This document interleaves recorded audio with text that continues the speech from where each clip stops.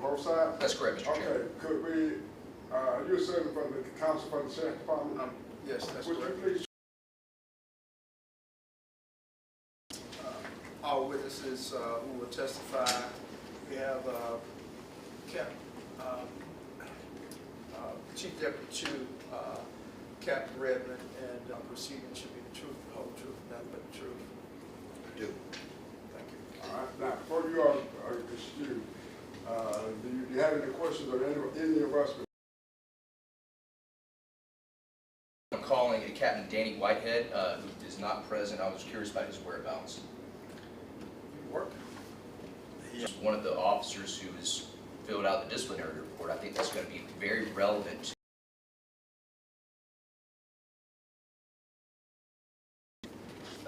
Not that I'm aware of, sir, but assuming that he would be here as he did do the disciplinary report.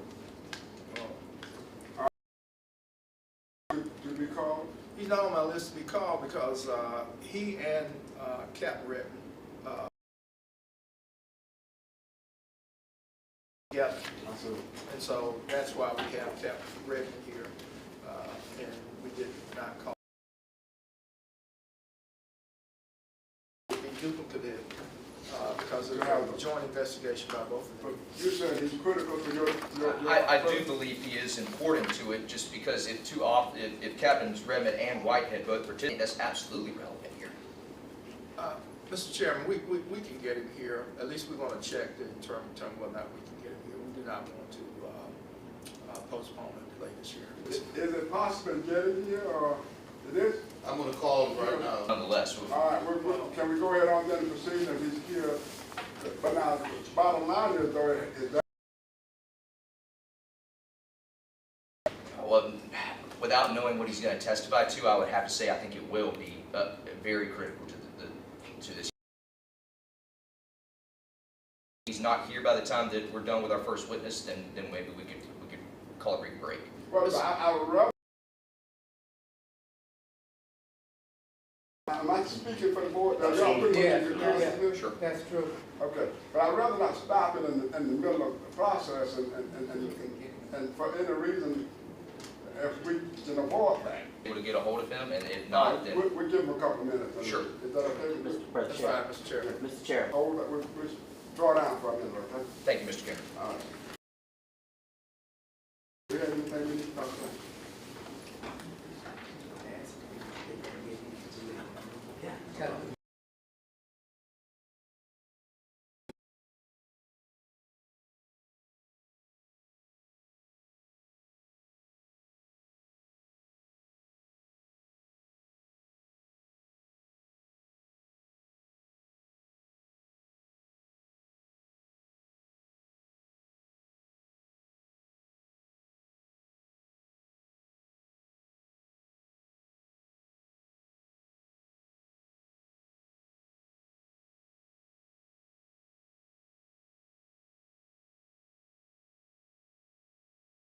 My client.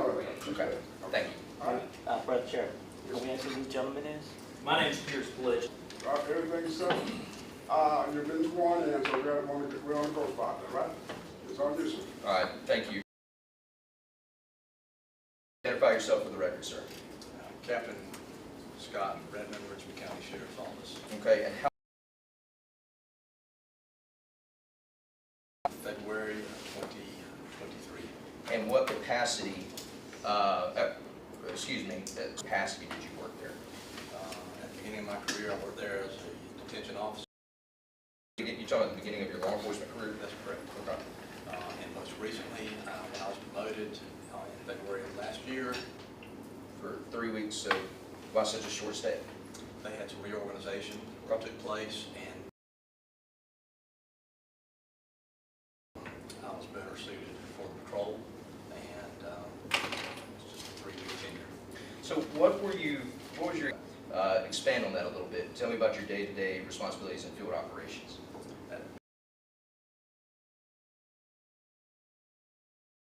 It's all the events, personnel, for coordination for the traffic.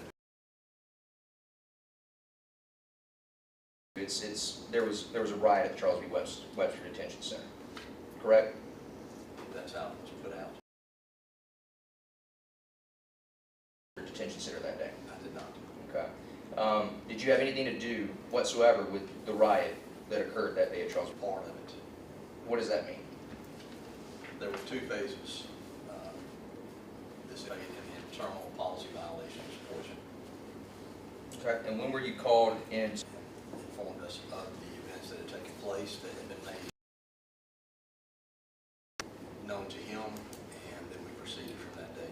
Ballpark it for me. Give me 2 years ago, and it took 2 years for somebody to start to ask questions about what happened and do any sort of investigation. Why?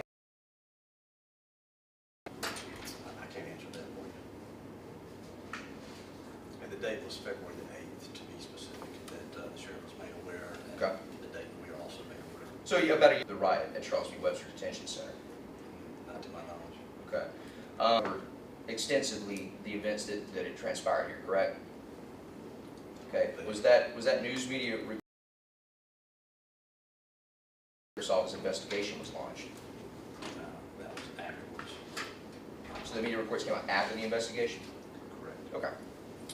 So about how long did it take you to employees did you investigate?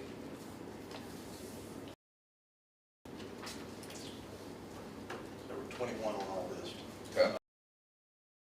Look at, all of those weren't questioned by Captain Whitehead and myself because they were a part of the crew. Okay. How many people did you talk to out of that 11? Number. We spoke to everybody that was on the policy violation list. Okay. That was not a part of the criminal investigation. Okay. So let's try to narrow it a little bit. So you obviously investigated my client, Ms. Shelton, correct? Correct. How much time did you spend investigating? She came in for her interview with Captain Whitehead and myself. 48 hours, and it included 14 to 15, so 12:48.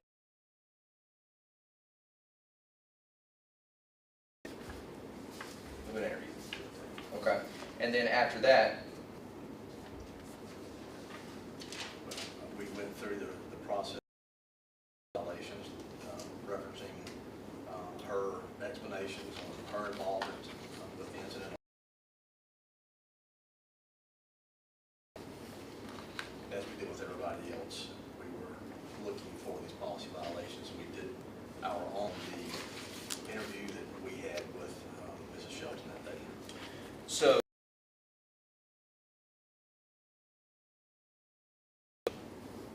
did you reference the video when you were doing your investigation? Well, the body cam video of the officers who were on the floor of the pod at Charles V. Webster Detention Center. Body cam and internal camera system during probably all of these interviews. They were discussed, were they reviewed?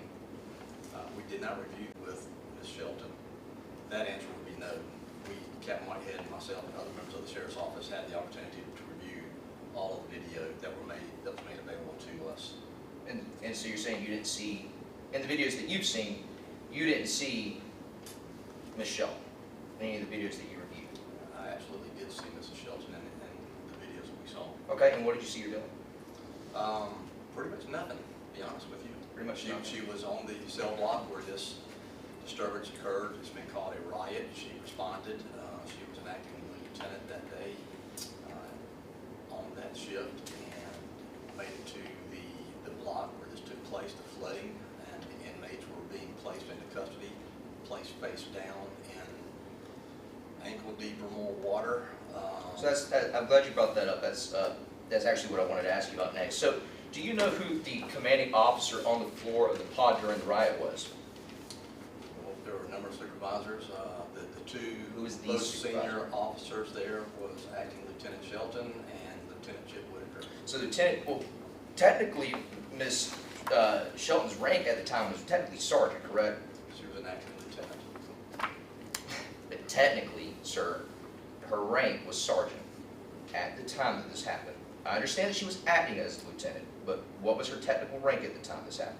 If you're an acting lieutenant, we refer to them as a lieutenant. We treat them as a lieutenant. Their responsibilities are as a lieutenant, and that is that's it. Well, I would She's I would not submit referred to as a you. sergeant at that point, Okay. but But her paperwork says she was a sergeant at the time. correct. Okay, all right, there. So that would mean then that Lieutenant Chip Whitaker was the commanding officer on the floor of the Charles B. Webster Detention Center at the time this happened, wasn't he? He was a lieutenant that was on the floor as well. He was the highest ranking on-paper officer on the floor of the pod at the time this happened. He was being reintegrated into the shift of which Acting Lieutenant Shelton was leading and had been leading for a period of time. So if Lieutenant Whitaker gave acting Lieutenant Shelton, really Sergeant Shelton, a command, she would have to follow it as he was her supervisor, correct? Are you- Mr. Chairman, I beg to interrupt. And could you direct Mr. Russ not to be argumentative with Captain Redmond? Sure, I'll back off. Thank you. So, are you aware, sir, that Lieutenant Whitaker gave Sergeant Shelton a direct order at the time of the riot that she was to turn off the water? You mentioned that there was ankle deep of water. Did you know that she was given a direct order to turn the water off? That's my understanding. Okay, so she was doing something, it appears. It seems that she was trying to have the water drained and turned off from the pods so that these inmates who were face down in it wouldn't be face first in water. Wouldn't you agree with that? Not necessarily. What part of that do you disagree with, sir? This water ran for well over an hour before anybody took any action to stop the water flow. And it should have been handled prior to law enforcement even entering the facility. A lot of people that work there had been working there, 16-year employee, 14-year employee at that point, should have known exactly where the shut-off valves were.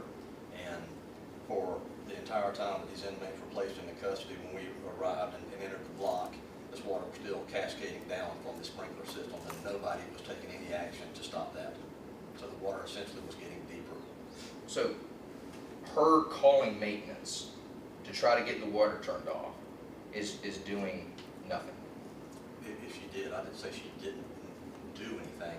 The appearance was nobody had taken any action to cut that off. Maintenance does not work on the weekends, so they would have to come in from the outside, and jail personnel do know how to cut the water off. So whenever she was directed by Lieutenant Whitaker to turn the water off, though, obviously a call had to be made. And then nonetheless, she was given a direct order to do so, correct? And she was following that order. That's your statement. Okay, but I I'll can't ask say you that the he formal gave her a question. direct order to shut it off. Well, that would be, I think, extremely relevant to the facts and evidence here that wouldn't that change things if she was following a direct order at the time that this happened? I'm not certain. You're not certain. What you're asking. Okay, I'll ask it again. If she was following a direct order to call maintenance to turn the water off, wouldn't that change your analysis of the violations of the policies and procedures?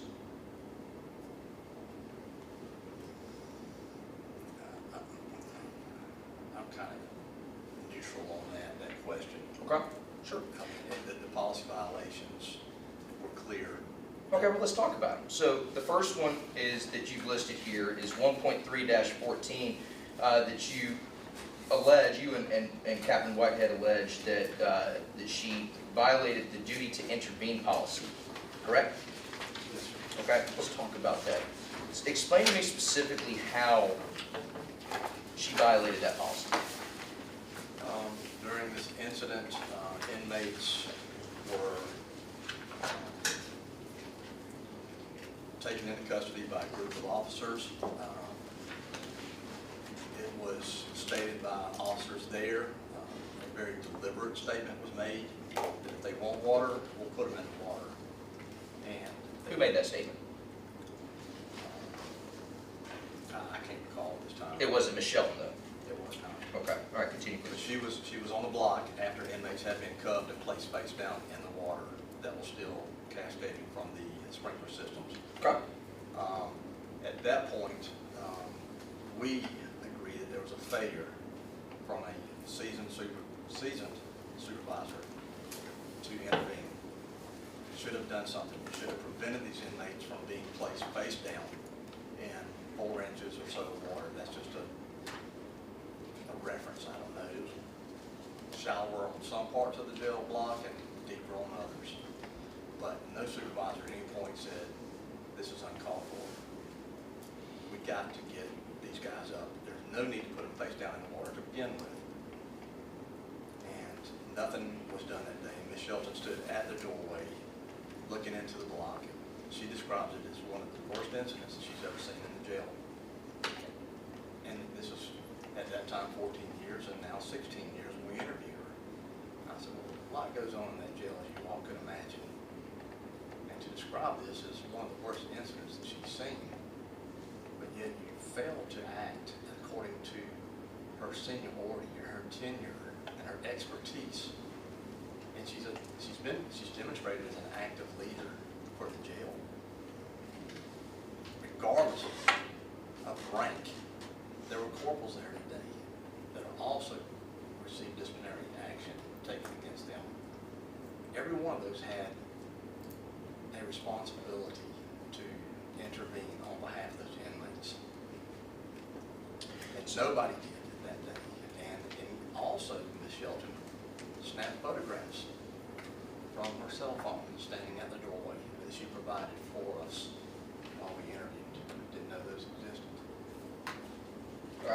First of all, I don't really see what the relevance of the photographs are, but let's talk about the duty to intervene, the language of the policy itself, because I think that's important that we focus on not conjecture or talking about how, after 14 years and all this stuff, let's focus on the actual language of the policy here. So one of the things that the policy says for duty to intervene on use of force is, and I'm going to quote this, for the members, this is the policy language 1.3-14 under duty to intervene. It says that an officer shall intervene when in a position to safely do so. So there were roughly 15 officers on the floor of the pod at this time, correct? Yes. Okay. There were a number of inmates on the floor of the pod at this time, correct? Yes, sir. Okay. And this was all happening while water was raining down and they were about ankle deep in water, correct? Yes, sir. Would you agree that it's reasonable that, well, number one, that she was following a direct order to call maintenance to shut the water off and to try to drain the pod of the water, that given all the situations happening, this was not a safe scenario to intervene in? Would you agree with that, yes or no? I would not agree with that. Okay. Now, again, she was following a direct order at the time, correct? To call maintenance. That's your allegation. Okay.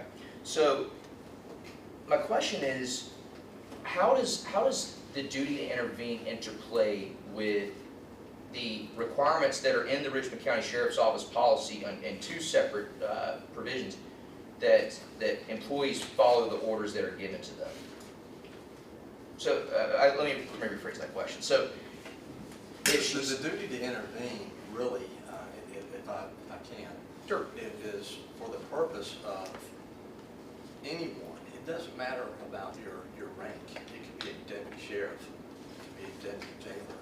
If you have officers that are going beyond the scope of their job and are being excessive in any way, our policy states that everyone in this agency has a duty to step in to keep that action from taking place, regardless of rank. Well, but it also says they have an affirmative duty to follow the orders that are given to them.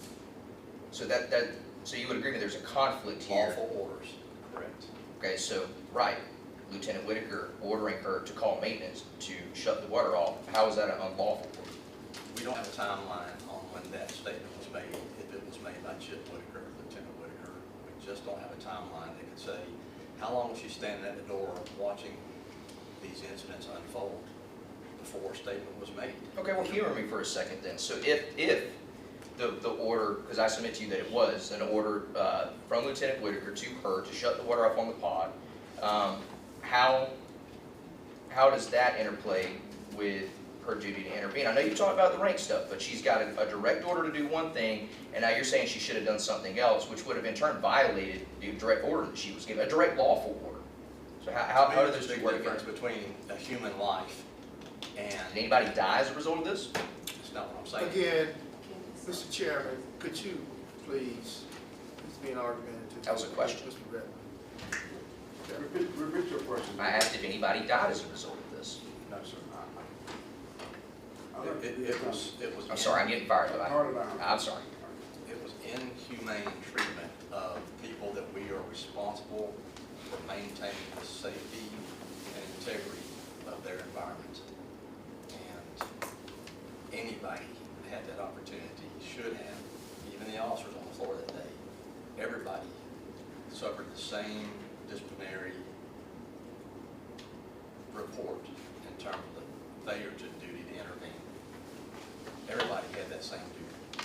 So orders regardless. And I think in this aspect, getting these inmates, these human beings, up out of the water, face first in water, off of the floor, before turning that water off at that moment was way more important than abandoning what was taking place, especially as a supervisor.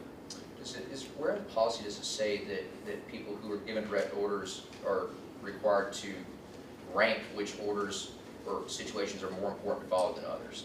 As supervisors, you have to make decisions, on-the-spot decisions, and you have to prioritize what's more important at that particular moment.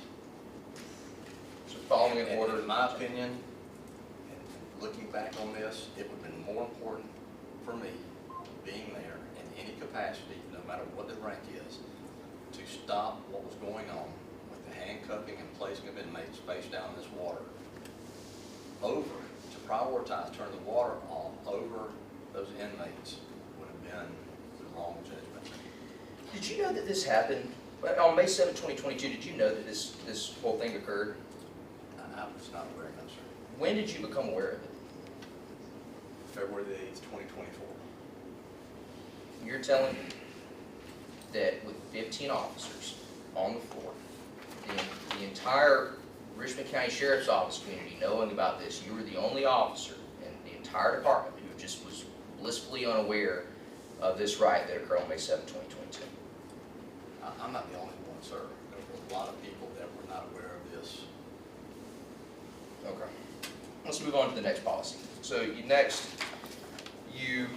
and Captain Whitehead charged or accused her of violating the code of conduct. This is 3.7-1 for the board's reference. And it says reporting subordinates misconduct. Okay, let's go through that one. Let's talk about it. Explain your investigation on that policy violation. Well, that surrounds the failure to report use of force incidents. We are required to report every use of force incident by an officer on any subject, to include inmates. It's something that's customary in the jail setting as well as the patrol setting. And as a supervisor, you are required to make certain that certain reports are completed and filed appropriately based on the incident at hand. And that's what this was about, that there was no use of force incidents that we could find that were filed that day. And as an acting lieutenant, sharing responsibility for that shift, that should have been the role and responsibility of the supervisor that was to make certain these reports were appropriately and timely, in a timely fashion filed. So you're not saying that she should have done a use of force report, correct? Because she didn't use force on anybody. Correct. Okay. So you're saying that she should have ensured that individuals did submit use of That's force. what this says, reporting subordinates misconduct. Okay. All right. So are you aware that Ms. Shelton actually gave a statement after this incident occurred? That's what I'm told. That's what we were told when the investigation started, trial investigation started. Okay. And that her statement was sent to a Troy Moses. Is that correct? That's my understanding. And he acknowledged receipt of her statement on, see if you give me just one moment.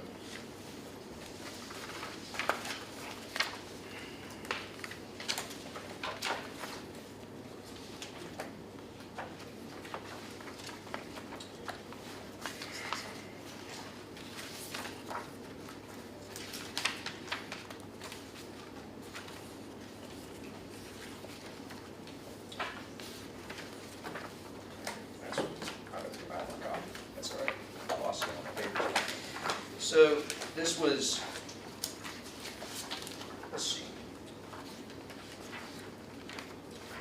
Okay, so it looks like on May the 9th, 2022, Mr. Moses sent an email to Lieutenant Whitaker, or Sergeant Whitaker, acting Lieutenant Whitaker, about needing her reports, or needing the statements from everybody. And I need the following statements, and I can provide this to you if you'd like to reference it.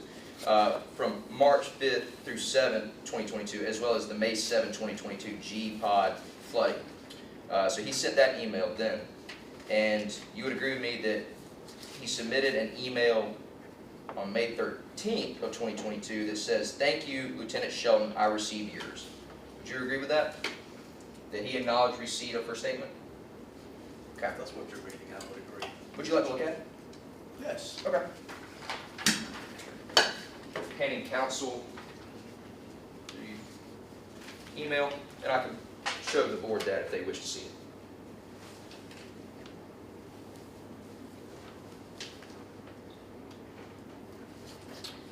Okay. Would the board like to see this? Would the board like to see the copy of this email? I think it would be important if we could. Yes, please. Please, yeah, absolutely. This is the email from May 9th, 2022.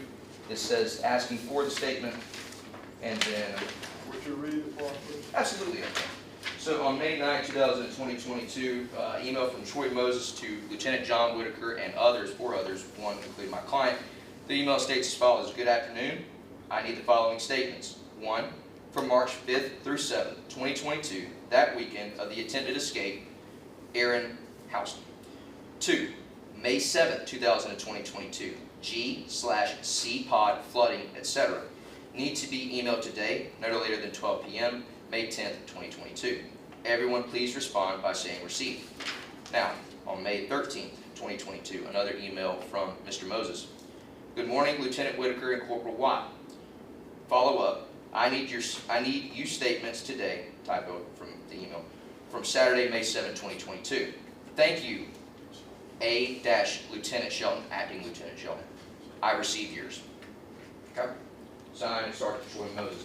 So, Captain Redmond, where is that statement?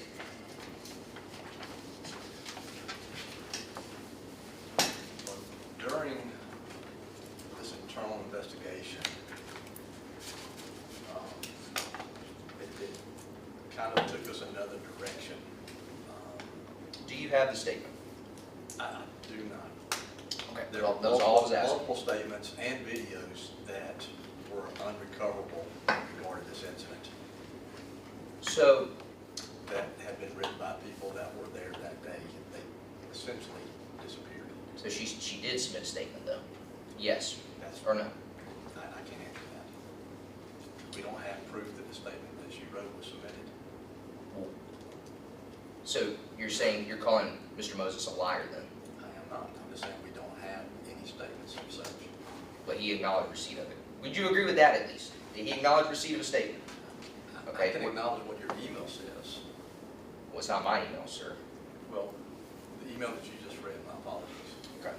So, what are you, I mean, I don't, are you saying that it is made up? I mean, I don't understand what's the problem with the I email. think it's pretty clear what I said. That a lot of the statements that were supposedly written that day and instructed to be written did not surface when all this came about on February the 8th and we started looking into these incidents.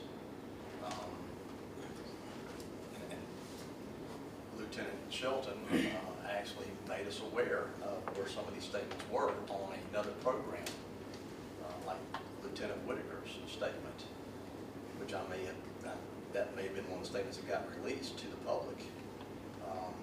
But a lot of other information was not available to us when we started investigating this. Some video clips of that day got redacted, or just mysteriously some of this got deleted. And some What do you mean mysteriously? You know, I mean, if a jail camera records 24 hours a day, and we're now going back to look at this incident that occurred on May 7th, 2022, and we have a minute time frame, but a minute and 23 seconds of video of this specific incident, of this disturbance on that block. We asked, where's the rest of the video? And Sergeant Moses and their security team, they were looking at this and hadn't looked at it, but video was just gone. Now, you're not alleging that Ms. Shelton had anything to do with the disappearance of certain video, of course not, right? Certainly not. Right, so, well, let me ask you this then. So I think we can agree here that a statement was done by Ms. Shelton and it was submitted to Mr. Moses. So my question for you is, if this statement outlined the misconduct that you're saying she did not provide, wouldn't that change things?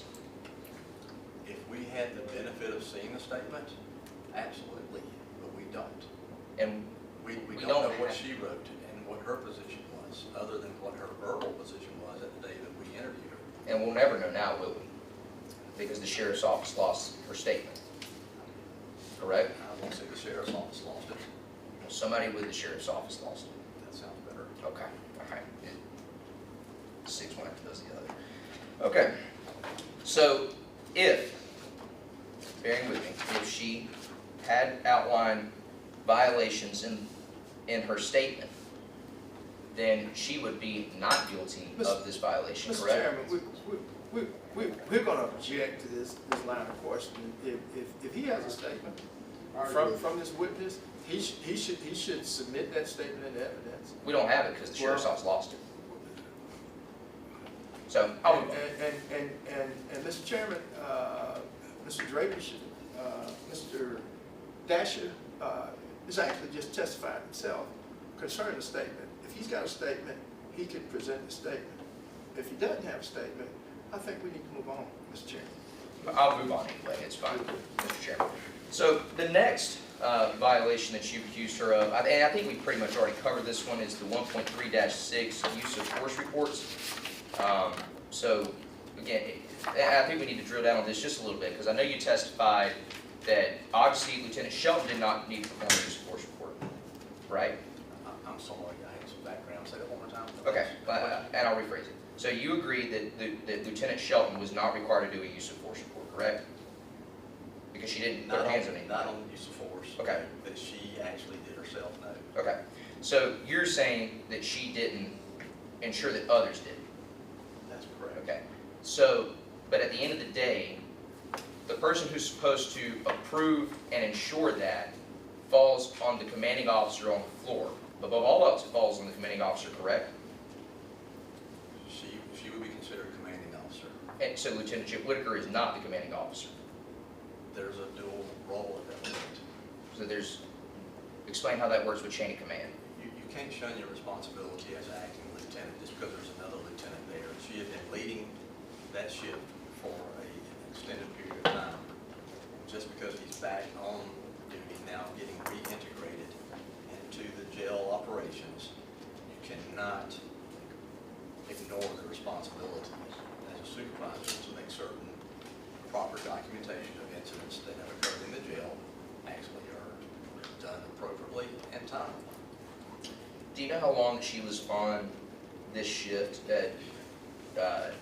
on the pod before this occurred?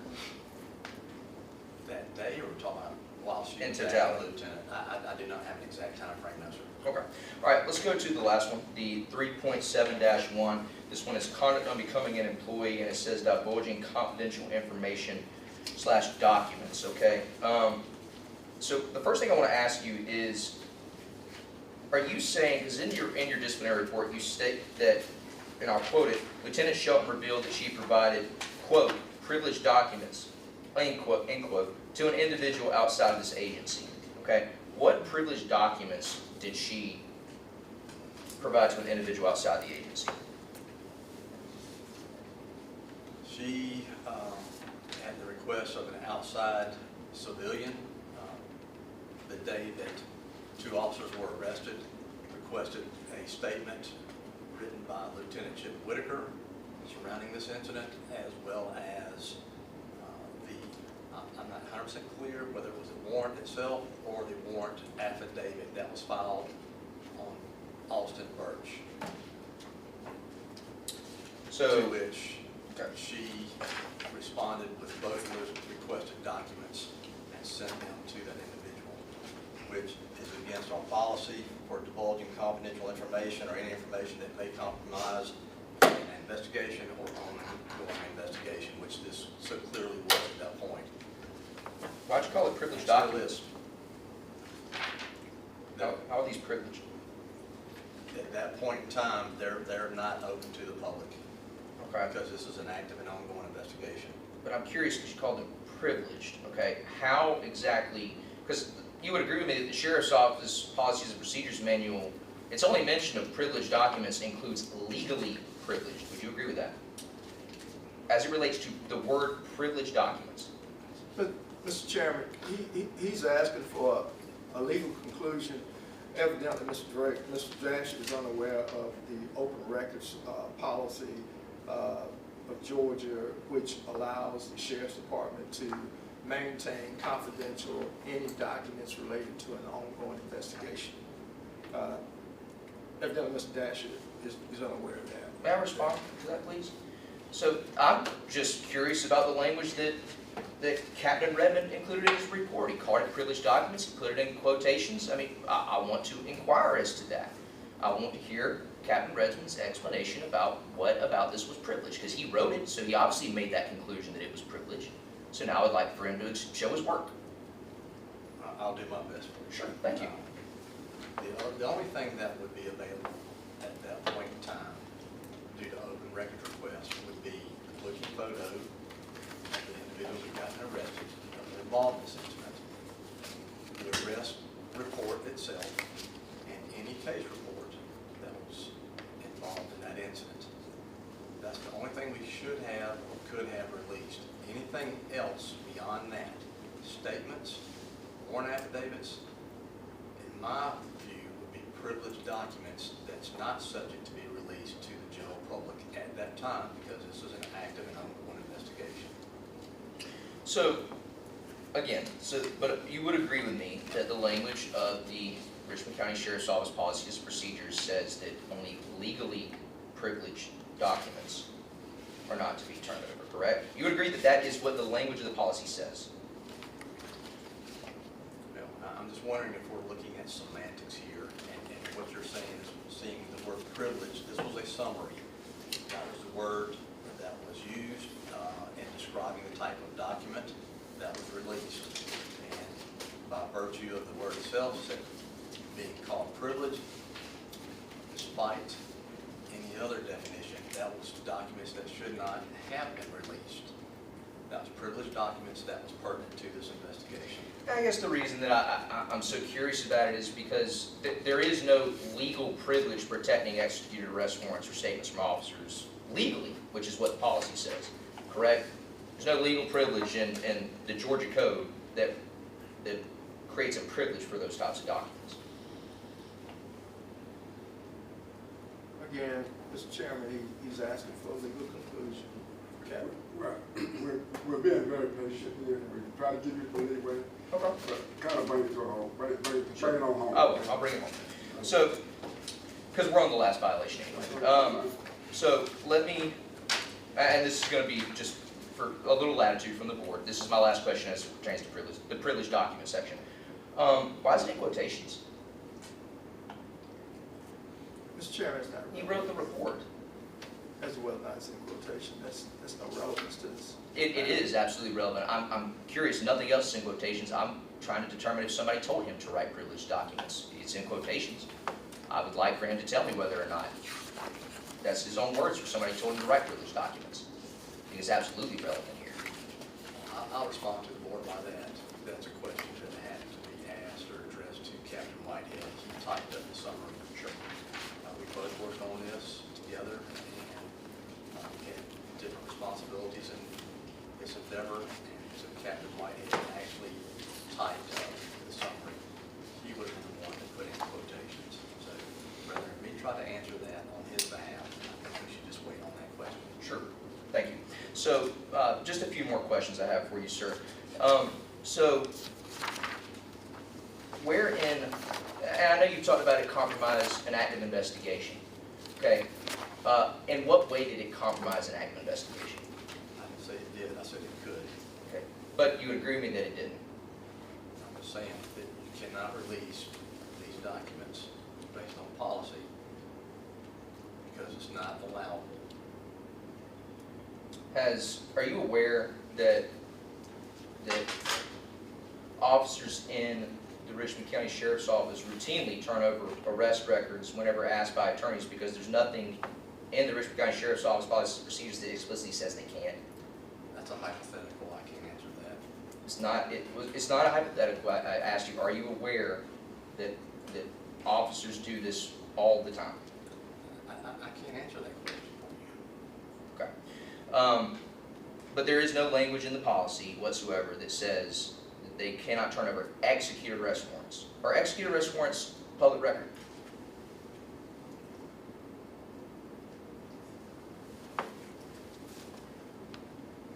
They should be public record. Okay.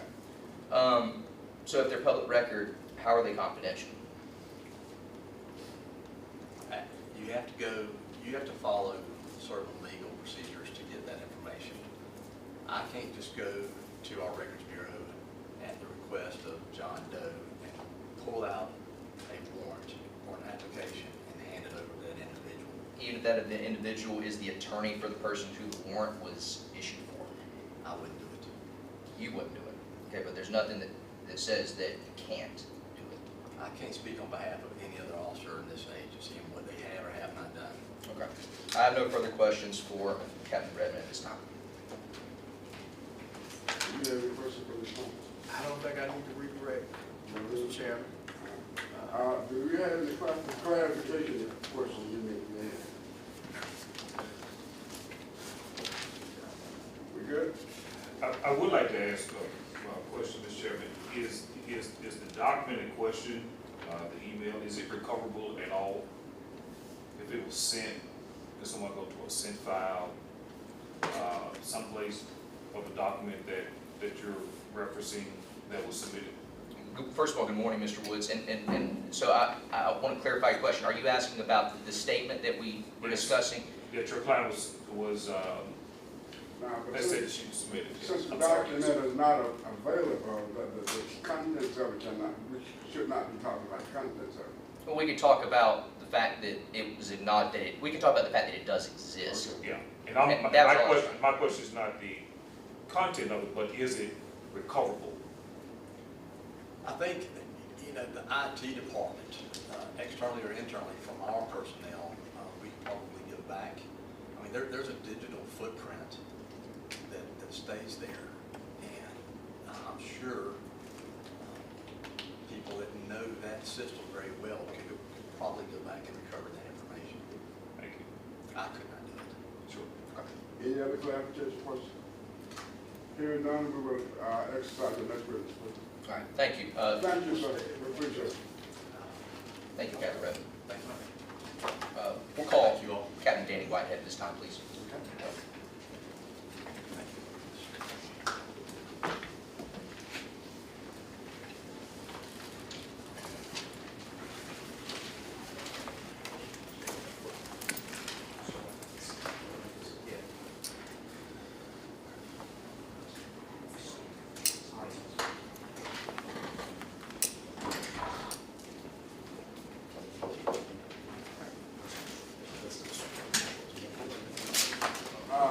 Could you please stand to be sworn in? Yes, sir. You were not sworn in before. I have not been sworn. Okay, would you be my hand? Please raise your right hand. You swear the testimony you're about to give in this proceeding shall be the truth and the whole truth, so help you. I did. Thank you. Yes, sir. The name, please, and rank. Danny Whitehead, Captain. Whitehead. Whitehead, yes, sir. Well, good morning, Captain. Is it still morning? I think so. Yeah, still morning. Good morning, Captain Whitehead. How are you doing today, sir? I'm well. Good. So, in what capacity do you work as a captain in the Richmond County Sheriff's Office? Captain of Field Operations, I'm assigned to the North Precinct. Okay. Have you ever worked in the Charles B. Webster Detention Center? I have. Well, actually, I worked in the old 400 long way, but I've worked several mandatory overtime shifts inside the Charles B. Webster Detention Center. Okay. When's the last time that you worked in jail? 3 weeks ago. Okay. When's the last time that you were assigned and that was your assignment, was to work at jail. Was that 3 weeks ago? Is that what you're saying? My mandatory overtime assignment was 3 weeks ago. Okay, all right, sure. All right, so were you, on May 7, 2022, were you made aware of a riot that occurred at the Charles Webster Detention Center? Yes, sir, I believe that was the day. Okay, so, and you were made aware of it when it happened? No, sir, I was made aware of it well after it happened. All right, when were you made aware of it? I mean, it was May the 7th, actually, not May the 7th. I'll tell you exactly when it was. Sure.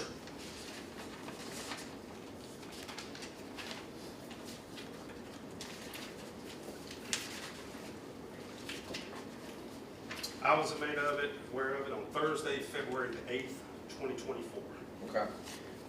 And who made you aware of it? We were called to the sheriff's office and was made aware of by Sheriff Richard Roundtree. Okay. How did he become aware of it? I'm not sure how he became aware. Okay. So what did Sheriff Roundtree, tell me about the meeting that you had with him? We were called down there, myself and Captain Redmond at the time. The major of field operations, he was off that day. So we were notified and asked to come down there to meet with the sheriff.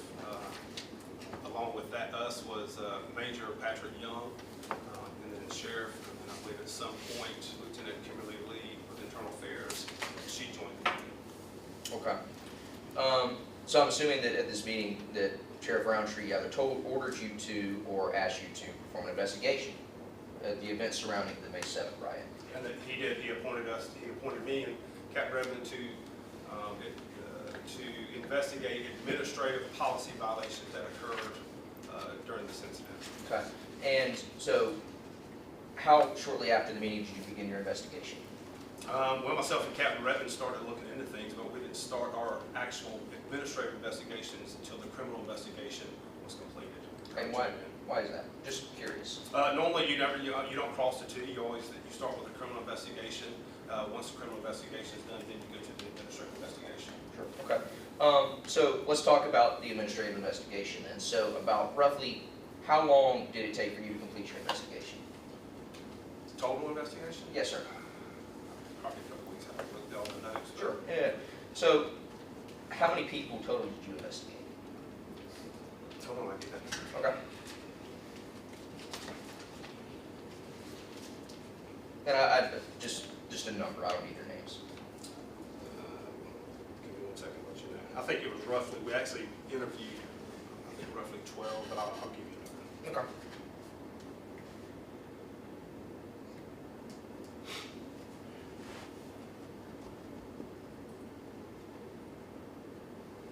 So during phase one, just so you know, this was 2 phases during this internal investigation. It was phase one, which was to identify all policy violations by all employees that were present during this incident. Then there was phase 2. During phase one, we actually interviewed 12 officers. And that concluded on Friday, February the 16th. Why was it split up into phases? I'm just curious. Because it was a large investigation. Okay. There was a lot of people that were involved, and there was kind of 2 parts to it. One, the policy violations, but 2, the lack of reporting what took place. So that was a lot of phase 2 was to try to identify what happened. And obviously, one of the individuals you investigated was acting lieutenant and sergeant Jennifer Shelton. That's correct. Okay. And how much time did you spend in your investigation of Sergeant Shelton or Ms. Shelton?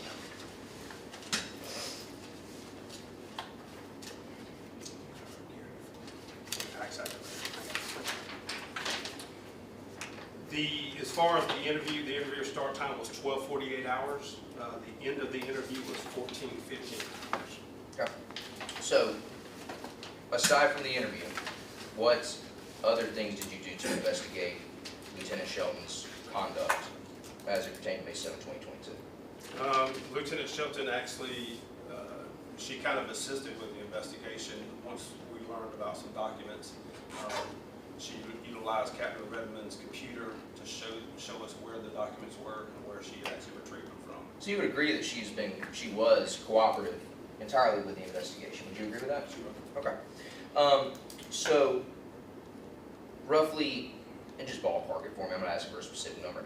How much time do you think overall you spent investigating Ms. Shelton's conduct? I'm not for sure. Okay. We investigated a lot of people. It was, like I said, we were very detailed as before. So you came out, you and Captain Redmond came out with 4 policy violations that Ms. Shelton committed. 1, 2, 3, 4, 5.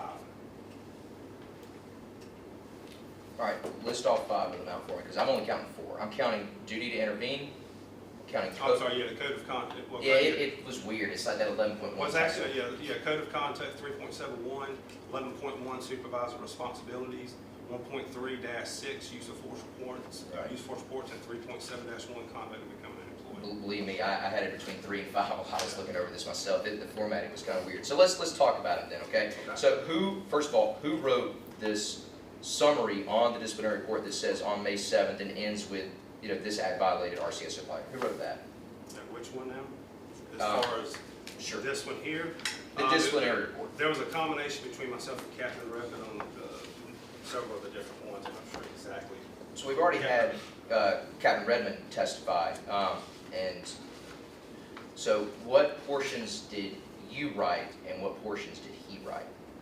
I wrote, the majority of the stuff I wrote pertained to the findings, the overall of what we found, the interview summary of each interview we done, along with the conclusion and a letter to Mr. Frails of my findings, our findings. Okay. Can I see that later? No, sir, it's not. Okay. So let's talk about the first one, the 1.3-14 duty to intervene. Okay. In what way? Actually, explain the rationale behind that decision. As far as the duty to intervene, Yes, please. Lieutenant Shelton at the time was within sight and hearing distance of a lot of the activities that were going on. And as we go through this, we explain each one of them. But this incident started prior to officers actually arriving to G-Pod.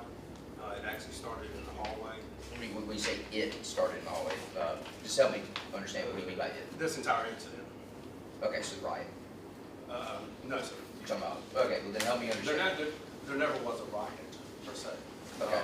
If you want to call it, obviously, unruly, yes, but as far as when people use the word riot, it seems to think, that's how the call went out as a riot in progress. And that's why we got the response that we got, because it was put out as there was a riot. Okay, all right. Well, then let's just focus on 1.3-14, the duty to intervene. So explain to me the thought process you went through to come to the conclusion that she had violated this policy. She had multiple opportunities to intervene to stop the incident that was occurring. Are you aware that she was acting under a direct order from the commanding officer on the floor of the Charles B. Webster Detention Center, that she was acting under a direct order to call maintenance and turn the water off? No. You're not aware of that? Okay. So if she was acting under a direct order at the time that this was happening, wouldn't that circumvent this duty to intervene, considering that she has standing direct order? No. Insubordination is not covered if there's any criminal acts being taking place. So she had an obligation to step forward as soon as criminal acts started. It doesn't matter who, rather it's coming from the sheriff or the chief, it doesn't matter the rank. Once criminal acts begin, it is in our policy, it's mandated, you step forward and you stop it. Okay. But officers also have an affirmative duty to follow the orders that are given to them, correct? Not if there's criminal activity, no, sir. Okay. Where does it say that in policy? If you have our actual I do. insubordination policy, you can read it. Okay. It's toward the- So I will read, or I will hand to you, actually, policy number 2.5-3, requirement to obey lawful orders. If you would mind, I'm hand it to your attorney first. I'm just going to have to read the first sentence. Okay. If you would mind, read the first sentence, please. Employees will obey any lawful order of a supervisor, including an order relayed from a supervisor by an employee of the same or less rank. All right. Thank you, sir. So And I was must add, that's not the insubordination policy. right, but it's the policy is saying that she had to follow lawful orders. Was the order to turn the water off on the block, was that a lawful order? Well, according to Lieutenant Shelton, she never cut the water off. She was, I think, told, she said to go clean. At the time of the interview, she thought that the cutoff valve was on the second floor. She wasn't for sure where the cutoff valve was. Okay. So, all right. So let's talk about the duty to intervene policy. Also states that they have an affirmative duty to intervene when it is safe to do so. You would agree with me that this was an unsafe situation? I would not agree with him. Okay, so a pod full of water after inmates had caused the sprinklers to go off and officers and inmates screaming and fighting with one another and inmates laying on the ground in the water, that's a safe situation. Mr. Chairman, Question. again, Mr. Dash was testifying. It's a question. uh, It's a, There's been no testimony that inmates and officers were fighting. There's been no presentation of that whatsoever. okay, well, I asked about it. Were there any fights through your investigation that inmates and officers fought on the floor of the pod at the time that this happened? No inmate fought anybody. There was criminal charges brought, we won't get into the criminal Okay, charges. fair. Okay, that's fair. So, but you would agree though that there were punches being thrown on the floor of the pod? Yes or no? I'm not gonna, that has to do with the criminal investigation, I'm not going to answer that. I will say that Lieutenant Shelton deals with the environment of the jail every single day. Probably the water on the floor from the flooding of the sprinklers. Other than that, there was no danger on that pod. So let's talk about the next violation that you alleged, which is 3.7-1. Actually, let me ask this first. What other officers did you conclude failed to intervene?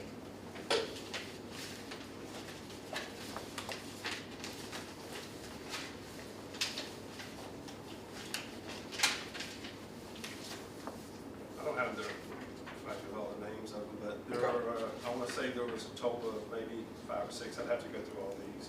And that doesn't include those that were criminally charged. Obviously, once they were terminated or criminally charged, they were terminated, so no other administrative action, I should say, was taken against them. Was Chief Chu, was he present at Charles E. Webster Detention Center when this occurred? I'm not familiar if he was or not. Okay. So, again, now we're going to turn to the next the alleged violation, 3.7-1. That's the Code of Conduct, reporting subordinate misconduct. Okay. So, explain your thought process and your rationale behind that.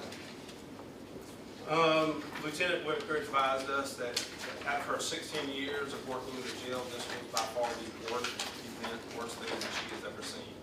And she did make a statement while being interviewed that she felt that definitely excessive force was used.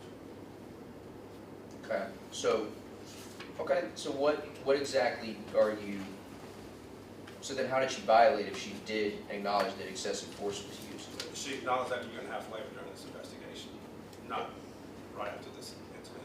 But she did submit a statement, and just briefly, I'm not going to rehash this all out over again about the emails, okay? I'm not going to go all over again. But would you agree with me that she did submit a statement to Troy Moses very shortly after this transpired? We believe that to be the case, yes. Okay, and if that statement included the report to her superiors of the individuals involved in the misconduct, then that would absolutely clear her name. No, her actual duty is to respond straight to internal affairs. Do you have access to that statement? No, sir. I'm basically just getting to the point that it's not present, and for that reason, we don't know either way. So, But I can tell you the process. Lieutenant Shelton should have notified internal affairs and should have went to the chain of command. That's what should have happened to her. Not emailing it to someone that's lower ranked than her. It should have went to the internal affairs so they could have started an investigation the day of this incident. so let's move on to 1.3-6, use of force reports. So tell me about that one. That one goes right along with the first couple things in the comments that was made about excessive force. Okay. The report should have actually been completed and on file. So, are you saying that she should have done a use of force report? She should have helped oversee it or make sure it was done. Okay. So, what about the rule that the commanding officer on the floor is the one who's ultimately responsible for determining and making sure that use of force reports were done? What about that? That would be the case, but once that acting commander at the time, obviously he facing criminal charges, he was not in the right mind to be leading or supervising anyone. The next person in charge would have been Lieutenant Shelby, who should have made those decisions. Okay, but, all right, so let me ask this first. You spoke about Lieutenant Whitaker's state of mind. How can you base any opinion off of his state of mind? Well, I can't get into the criminal investigation, but Lieutenant Shelton, she had a responsibility and a duty to oversee this, one, stop it, and two, report it. What if she didn't know that Lieutenant Whitaker had not submitted this use of force report or approved of them? Okay. So let's talk, last one that I have is 3.7-1, conduct unbecoming an employee. This is divulging confidential information / documents. Now, we just had Captain Redmond in here, and there's, I don't want to go too deep into it, but I do want to address it because Captain Redmond said that you wrote this particular point, that you classified 2 documents that were provided to an individual outside of Redmond County Sheriff's Office as a privileged document. Okay, how did you make that determination that it is privileged? They were documents. This was a current investigation, administrative and a criminal investigation. They belonged to the Sheriff's Office. They didn't belong to anybody else. They were not ready to be disseminated to anyone outside of the Sheriff's Office. And she actually had to go into a computer to get these. Okay, but who makes that determination? As far as what? About whether they're privileged or not, or whether they're ready to be disseminated? Well, I mean, during an active investigation, after the investigation or whatever it would have been, there's a channel. We have a process in place that those documents can be released. One of those documents most likely probably would have never been released until after their criminal trial. And what one would that be? That was a statement. Okay, so let's talk about the executed arrest warrant. So because that was one of the documents, correct? That's correct. Okay, aren't executed arrest warrants public records? Not during the, they can actually get the application, but not the actual narrative or the details that's going on, especially during the actual investigation while still ongoing. What part of the investigation remained outstanding whenever she turned over the executed arrest warrant? The administrative investigation was still ongoing. There was actually the criminal investigation, although it had concluded, there was still a tail end of it that we were obviously uncovering some other stuff during the administrative investigation that we had to turn up to the criminal investigation. Like I said earlier, that's why you don't mix the two. You do criminal first and then administrative. So during the administrative investigation, we found stuff that was possibly criminally related, so we had to turn that over to the criminal investigation division to further look into. So this was all an active investigation. We have read Lieutenant Shelton Garrity, and if not Garrity, obviously there was possible criminal charges there for releasing those documents. So how was I guess I'm just unsure about how the investigation was still ongoing whenever an arrest warrant had been executed. Well, there was a lot of moving parts to this investigation. Like I said, during the administrative investigation, we learned things that the criminal investigation was not aware of, and we were able to turn that over to the criminal investigators. So nonetheless, you made a determination that the document was privileged. Both of the documents. Okay. I'm going to hand your attorney first. OC, the copy of the Georgia Code 24-5-501 titled Certain Communications Privileged. Okay, Captain Whitehead, I'd like for you to review that and tell me, point out the section of the statute where it states executed arrest warrants or statements are privileged documents. Which number is that? Are you asking me? Any of them. I'm just asking you to point out the section that states that executed arrest warrants are privileged or statements are privileged. Well, there are a lot of things on here that, I mean, as far as our policy goes, they're not listed on here. We're not allowed to release anything. We have a process for that you follow, which goes through our internal affairs division. So you would agree that the Redmond County Sheriff's Office policies and procedures controls all of this? No, I will say that the documents that she released were privileged to the Redmond County Sheriff's Office in an active investigation. And you would say that the Redmond County Sheriff's Office policies and procedures dictates which documents are privileged or not? Well, as far as the policy go, I mean, we identify what it is, but that's why there's a policy in place so you kind of have a blanket policy to cover. You don't release it unless you go through the actual PI as far as our internal affairs, I should say. I'll take that back now if you don't mind. Thank you, sir. So, but you would agree with me that the Policies and Procedures Manual states that only documents that are privileged are legally privileged, and you just reviewed the statute and found no legal privilege for executed arrest warrants or statements. As far as I'm concerned, there's not one. So as far as the law is concerned, okay. So my last question, or last few questions I have for you, because I know I've been long-winded with this, I'm going to wrap up briefly, is why is the word privileged documents in quotations? Why is it in? Yeah, To because separate. Captain Redmond said that you wrote that, so I'm just curious. To separate from the rest of the sentence and to show emphasis on it. That's, okay. So quotation marks are used to quote what somebody else told you, correct? That's not correct. I mean, that as well, there's multiple uses for quotation marks. I guess ultimately, let me ask you this. Did any individual in the Richmond County Sheriff's Office or any person outside the Richmond County Sheriff's Office tell you to write any of the contents in this report? No. When it comes to executed arrest warrants, have you ever turned over any executed arrest warrants to attorneys for those who had the warrants executed? Executed search warrants? Arrest warrants, excuse me. I said not arrest warrants. Okay. But you would agree with me that it happens? Obviously, the process is they would go to either the solicitor's office or the district attorney.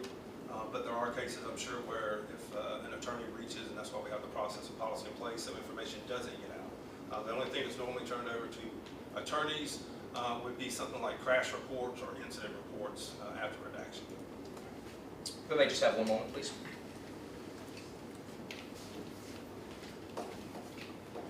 All right, I have no further questions for Captain Whitehead at this time. Mr. Chair, you have any questions for me? Mr. Chairman, I don't think I need to redirect. Thank you. All right, thank you, Captain. I think one of the members has a question. You have a question? Yes, sir. Yes, I'm sorry. I just wanted to ask one question. You mentioned there were other disciplinary actions from this incident. You said 5 or 6 officers. Could you tell me how they were disciplined? Yes, sir. As far as are you talking about a severity as far as what went Severity. on?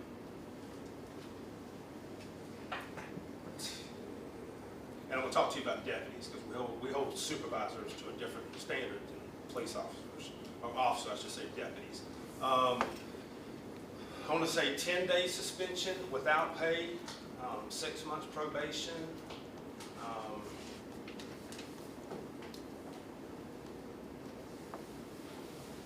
I believe that across the board. 10 Were to there any 15 other officers reprimanded? Every officer, every person in there that was not criminally charged received some type of disciplinary action, all the way down to failure to activate their body camera. Can I ask a quick question? Yes, ma'am. Was the other lieutenant on duty? Can you tell us how he was reprimanded or? He was he no longer worked for he hadn't worked for us for over a year or 2 years, so he wasn't even employed with us. So that was all criminal. He'd already moved on. We didn't know about still a year and a half after him. So we couldn't disciplinary administrator because he didn't work for us. Okay, thank you. I have one more question for you, sir. Yes. The timeline from 22 to 24. Can you help us understand why the time? I really can't because that's part of the criminal investigation that's going on, and could be further criminal investigation. So, I mean, it wasn't reported, and it shouldn't be reported. And that's why we sit here today with Lieutenant Shelton and some others that received disciplinary action. Any other clarification questions? Mr. Chairman, based upon the board's questions, I believe I have a couple of questions for Captain Whitehead. Captain Whitehead, how many officers were criminally charged? Do you know? 6. And of those 6 that were criminally charged, how many of them at the time they were charged were working for the Richmond County Sheriff's Office? I've got it. Just give me 1 second, please.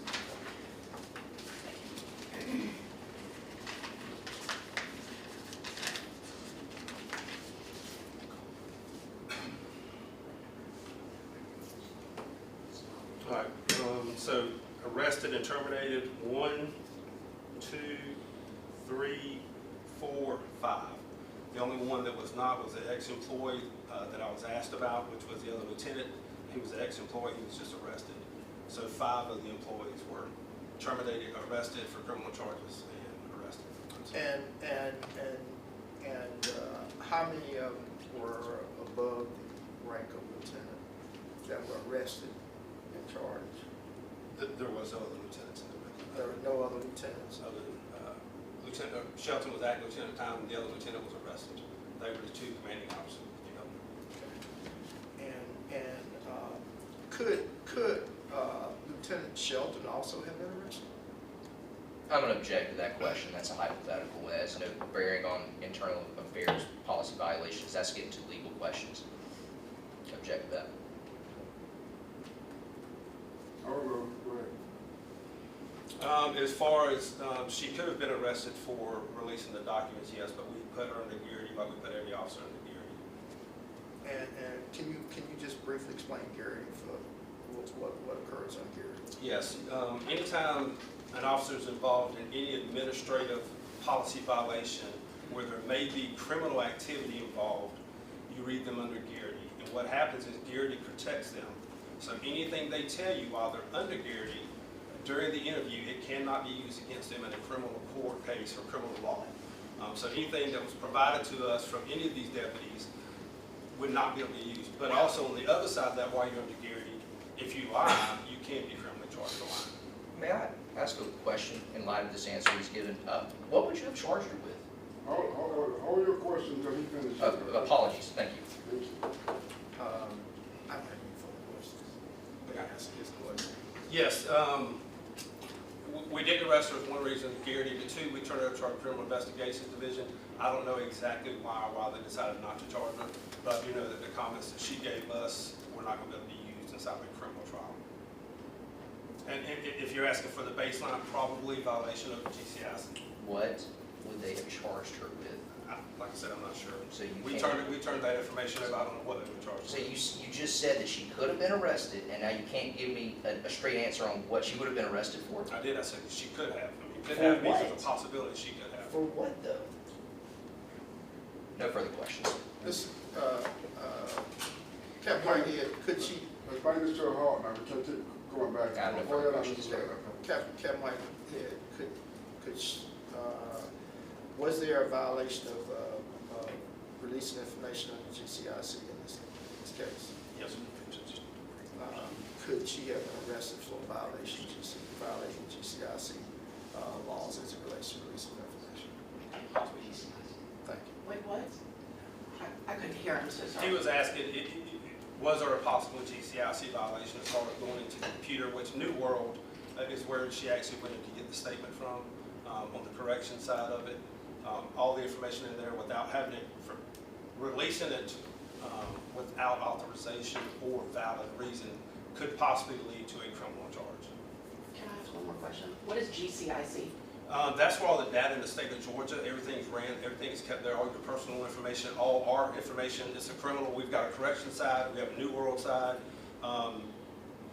All local, state agencies use GCIC to account for courthouse. All right. I have a quick question.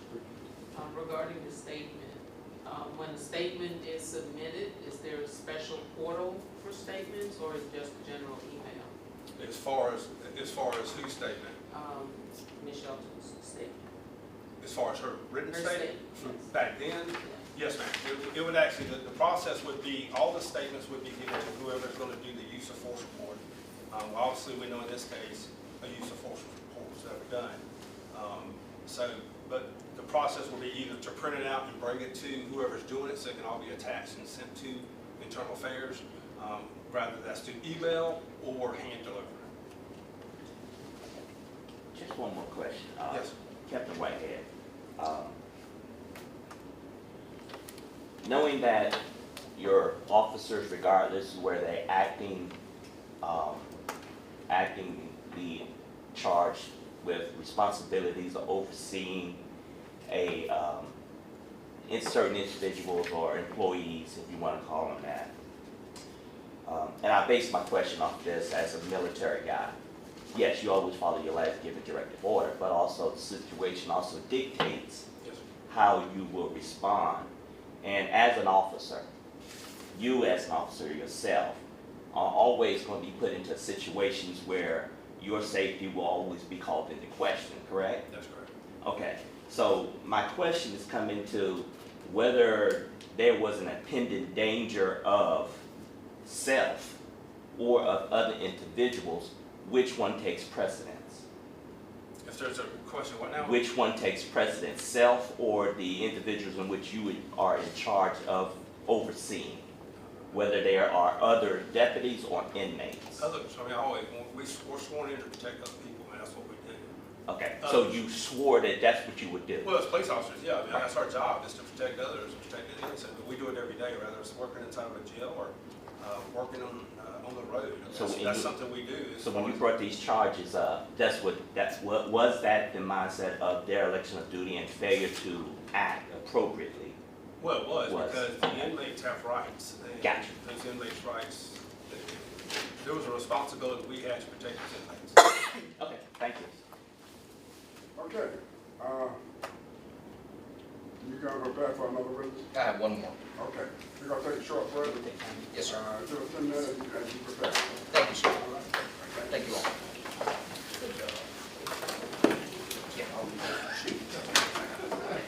Oh, no.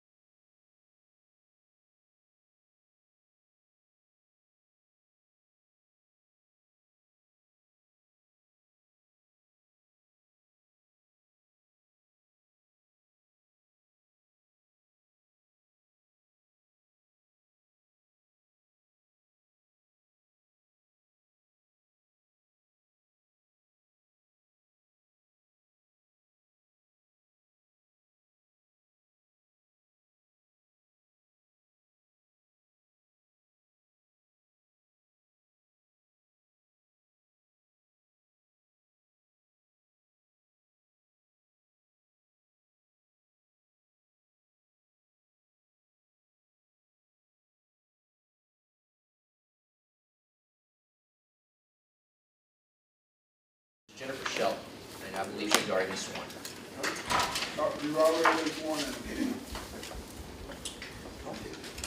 We are almost at the afternoon, but it's still morning, so good morning, Ms. Shelton. How are you doing today? Okay. You have been present for the testimony of our first two witnesses. So now it's your turn to give your side of the event. So let's start, I think, from the very beginning, which would be, can you please tell the panel the events that kicked off all of this on May 7, 2022? Sure. So I was assigned to a shift as acting lieutenant for exactly 2 weeks only. I was assigned a week before this incident. On this day, Lieutenant Whitaker showed up to work. He had recently been on medical leave, which was why I was assigned there to cover his spot. He showed up that day, kind of took offense that I was there.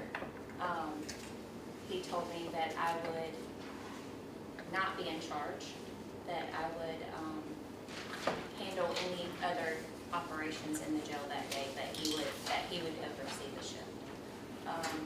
I was, at this moment, when the fire alarm went off, I was at the booking desk and called to see if he needed assistance. He told me that the inmates in G-Pod C block had busted a couple sprinklers and were refusing to lock down. He told me to assist with getting road patrol to G-Pod and to call maintenance and start cleanup. So, and this is, when you say he, was Lieutenant Chip Whitaker, correct? Or John Whitaker? Yes. So did Lieutenant Whitaker give you, he not only gave you a direct order to assist with cleanup and help the road patrol get on the pod, okay? He also, did he give you a direct order to not get involved with the events that were transpiring on the floor? He did. Okay. So, as these events are transpiring, what exactly were you doing? As whenever that's a fake question, I apologize. When the deputies are on the floor of the pod, gaining control of the situation, okay, what were you doing? I was on the floor in G-Pod, but not inside of C-Block. In the video, you can see my head down. I am on the phone. I called the captain and the major, and I also took 2 pictures and sent to the captain by text message to just show a little bit more of what we were going through at the time. So, and this is actually going to be a question for the panel, because I realize this now. Would y'all like to see the video? It's around 13 minutes long. I don't have to show the entire thing. It can show about 2 or 3 minutes of it. Would the panel like to see the video? I think it's relevant. Yes. It's absolutely relevant. I think it's the subject of a lot of what happened here. So if you'll bear with me, I have it on my laptop. Obviously the screen isn't massive. Do one of y'all happen to have an HDMI port that I could put it on this TV here? Yeah. Okay, I think that would be helpful.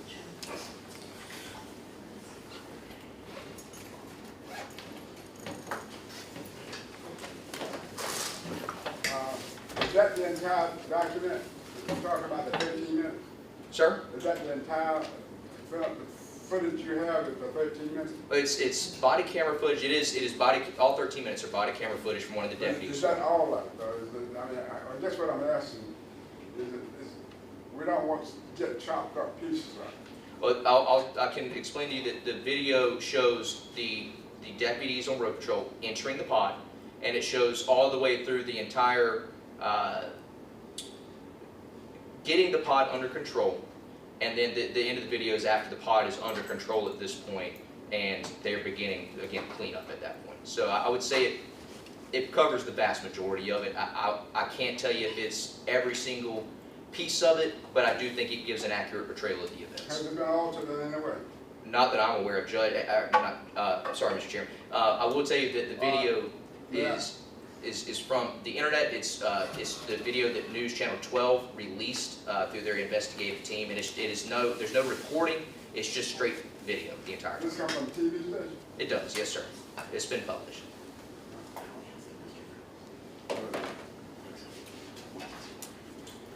Ready?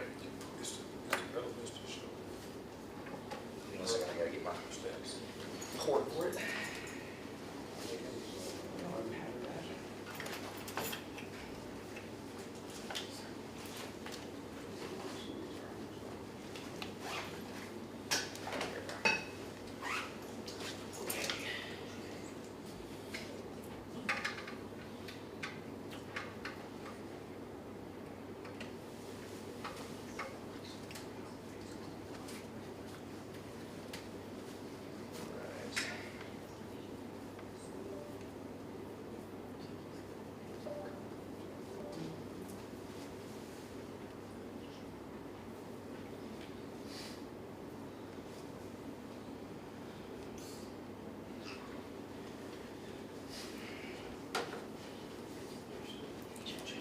Thank you.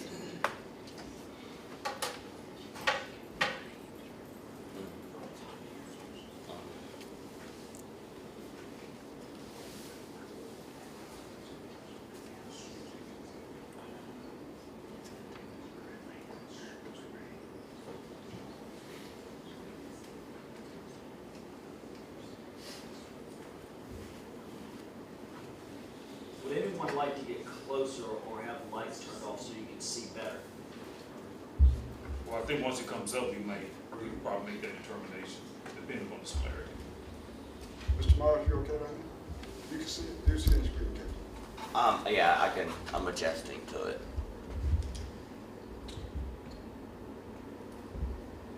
And y'all just bear with me, it's just taking a second to load.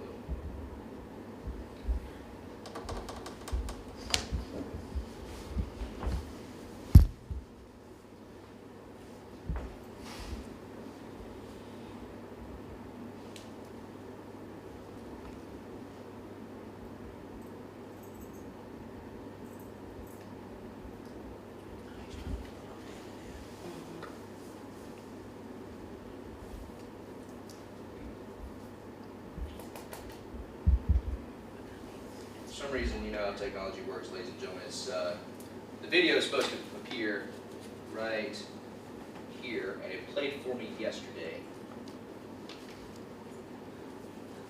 Let's see if we can reload it up.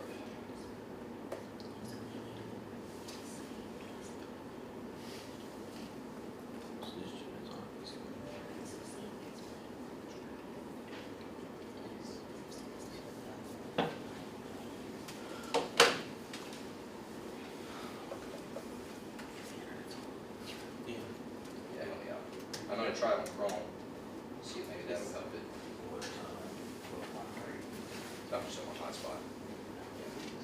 Yes, maybe cause the issue.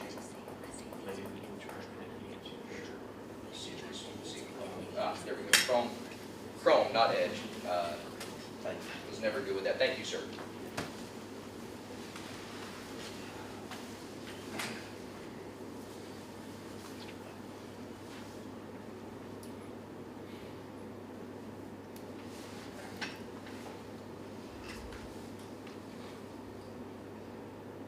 It's just an advertisement.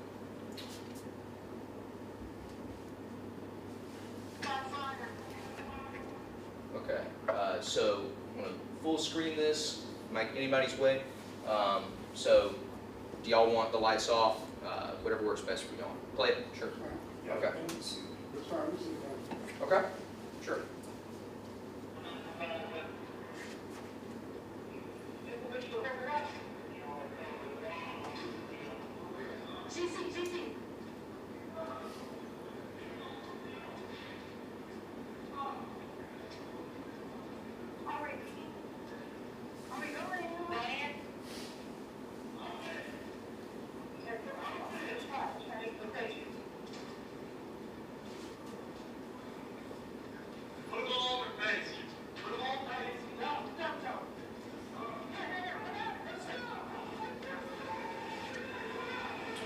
Michelle, at this point, where are you physically at when this happened? You're not here. All right. Resuming the video at 41 seconds.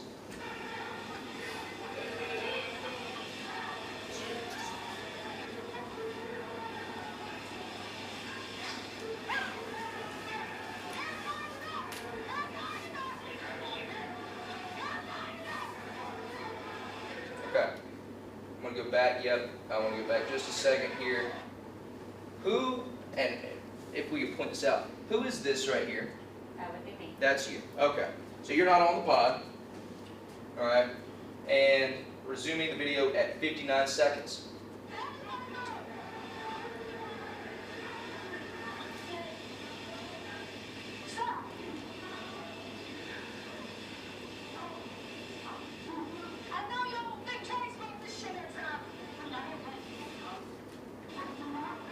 Stopping the video at 1 minute 17 seconds.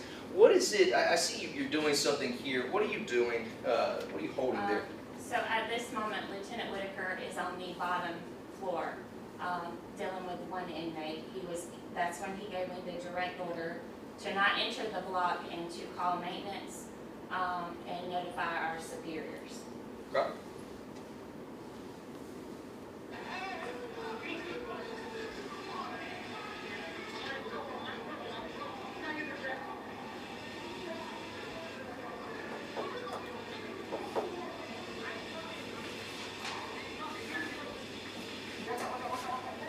At that point, you were still standing in the sliding door because you were ordered to stay there, correct?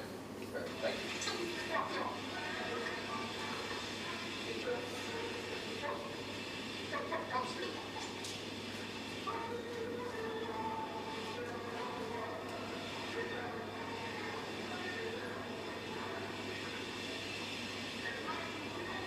And at that point while this is all going on, I hear almost like it's rain coming down. Is the water still running on the pod at this time? All right, thank you. Does that present a dangerous situation for the inmates as the water continues to rain down on them? And you didn't tell the inmates to get on their face, did you? No. Resume the video.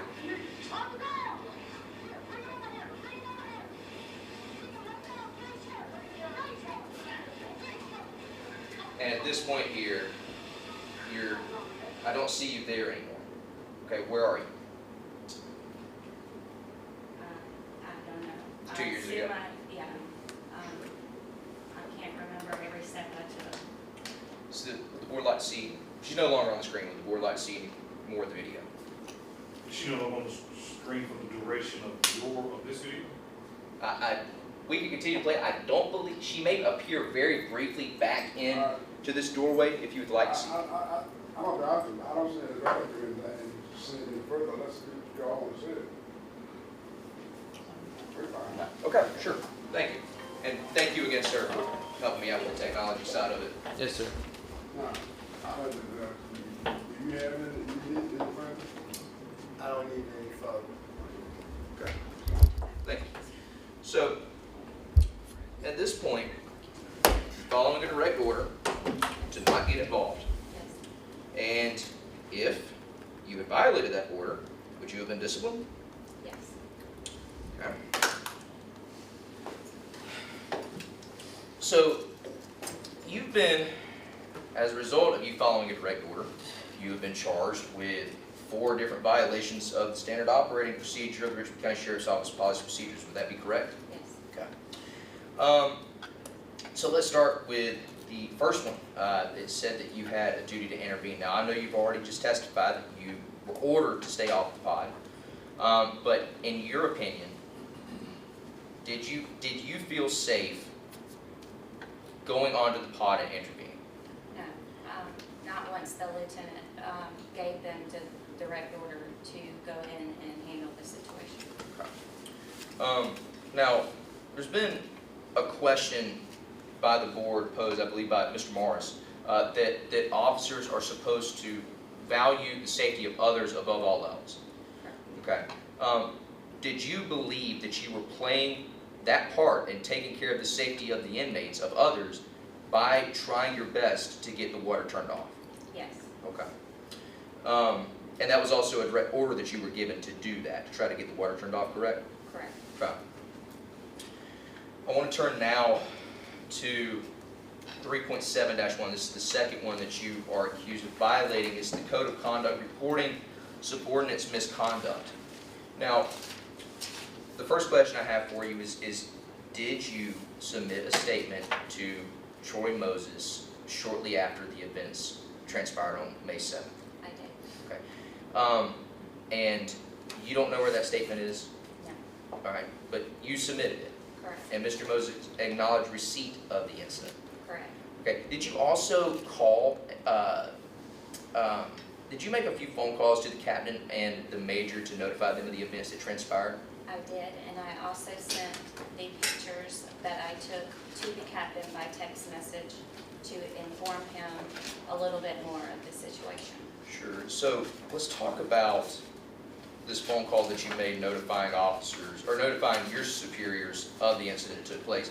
Is that memorialized in any form, shape, or way that you made those phone calls? Okay, and how would they be memorialized? I provided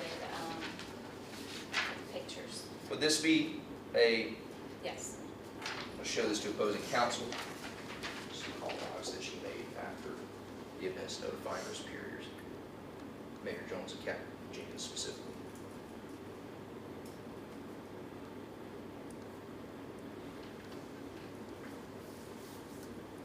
What's the date? I don't see the date on there. Sure. Ms. Shaw, do you recall the date that you made these phone No, calls? I asked him where the date was. Sir? I don't see the date on there. I'm asking her. She's my witness. Okay, all right.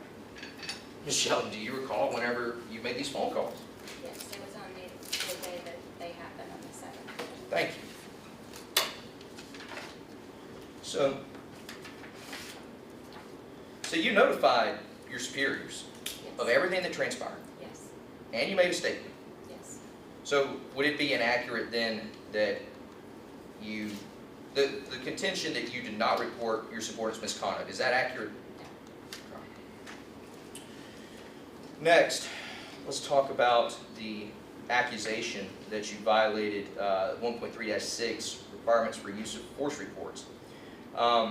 You didn't put your hands on anybody as a result of this. I mean, clearly not. The video shows you off at the sliding door the entire time, following the lawful order. Now, that doesn't always clear you from having to do a use of force report, correct? Correct. Okay, and so usually as a supervisor, as you were acting lieutenant, in some situations you have to either verify use of force reports done by deputies, but you didn't in this case. No, I was not the acting commander of the shift on that day. And who was the acting commander? Lieutenant Whitaker. Okay, because that was his official title. Correct. Because your technical rank at this time was sergeant, Yes. but you were acting as a lieutenant. All right, Yes. thank you. So, so then you were under the impression and belief through your 16 years of law enforcement experience that you did not need to do a use of force report because Lieutenant Whitaker was required to do so. That is correct. And any deputy that would have to turn one in would directly go to Lieutenant Whitaker. So whenever, because there was a question at one point that if Lieutenant Whitaker failed to do the use of force report, does that automatically mean that you have to do it, or is it that they need to get that use of force report from him? They need to get it from him And why is that? because he was the lieutenant on duty. Thank you. So, the last one I want to talk about is the conduct unbecoming an employee. This is 3.7-1, divulging confidential information / documents. Ms. Shelton, in your experience, in your 16 years of experience as a law enforcement officer, have you, and I'm not going to ask you to name names, but have you experienced officers provide executed arrest warrants to defense attorneys? Yes, it is Okay. normal procedure in the jail. Okay, how, ballpark for me, how many times have you seen it done? In 16 years, I'd say a couple hundred. And so out of those couple hundred times, have you ever, in 16 years, ever seen an officer be disciplined for doing that? No, Ever? no, And why is that? because it's not in the policy.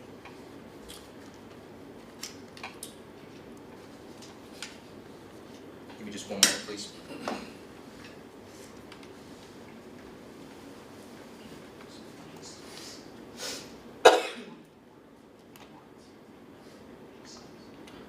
So there was some questions asked by the board a moment ago relating to GCIC, okay? You aren't charged with violating any GCIC policies and procedures, are you? No, It's not in the disciplinary report, is it? no. You weren't arrested for violating any GCIC policies, were you? A warrant is not considered GCIC. A warrant is not considered GCIC, so then, GCIC is a person's history Right. when it involves law enforcement. yeah, so I think that's good. So I would like you just to briefly kind of explain to the panel a SparkNotes version of what GCIC is, what it stands for, and how or whether executed arrest warrants play a part in anything to do with GCIC. It does not. When a subject is arrested, the GCIC that we run on the subject would tell us if they are wanted by another agency, if they are a sex offender, a gang member, to use caution, any of that nature. Okay, and none of the stuff you turned over had anything to do with that? No. And okay. The warrant also had no co-defendants, leading me to believe that it was still under investigation. So your assessment of this at the time was that the investigation was concluded? Correct. He was arrested and released. And nobody told you otherwise? Correct. Okay. I have no further questions for Ms. Shelton at this time. I have some questions for Ms. Shelton. Ms. Shelton, you were, at the time of this incident, you had been employed by Richmond County Sheriff's Office for at least 14 years, right? Correct. And you were acting lieutenant on that shift, is that correct? Yes, sir. And you had been acting lieutenant at the jail for at least 2 weeks, hadn't you? Yes, I was on that shift for 2 weeks. And how long had you worked at the jail? At that point, Yes. 14 years. Okay, so you've been a jail employee for 14 years, Correct. and you are aware of the process, the policy and procedures as it relates to a duty to intervene, aren't you? Yes. Okay, and isn't it true that officers of Richmond County Sheriff's Office have an affirmative duty to intervene if they witness a use of force that is clearly unreasonable? Is that correct? I would object to that question. I would ask that he read the entire section of the policy if he's going to cite to it and hold my client accountable for it. I would ask you to read the entire section of use of force under duty to intervene in the question. I got no problem. I'll read the entire sections. Officers of this agency have an affirmative duty to intervene if they witness the use of force that is clearly unreasonable. Any officer present and observing another officer using force that is clearly beyond that which is reasonable under the circumstances shall, when in a position of safety, do so, intervene to prevent the use of unreasonable force. An officer who observes another employee or public safety associate use of force that exceeds the degree of force permitted by law should promptly report these observations to a supervisor. You are aware of that particular duty, weren't you? Yes. Okay, tell the board how you were in danger when this incident occurred at the jail. How did you feel? How was your safety threatened at that particular time? At that particular time, with the water being ankle deep and the amount of deputies on that pod at the time, it just wouldn't be safe to intervene. Right. So you weren't afraid of the inmates, were you? No.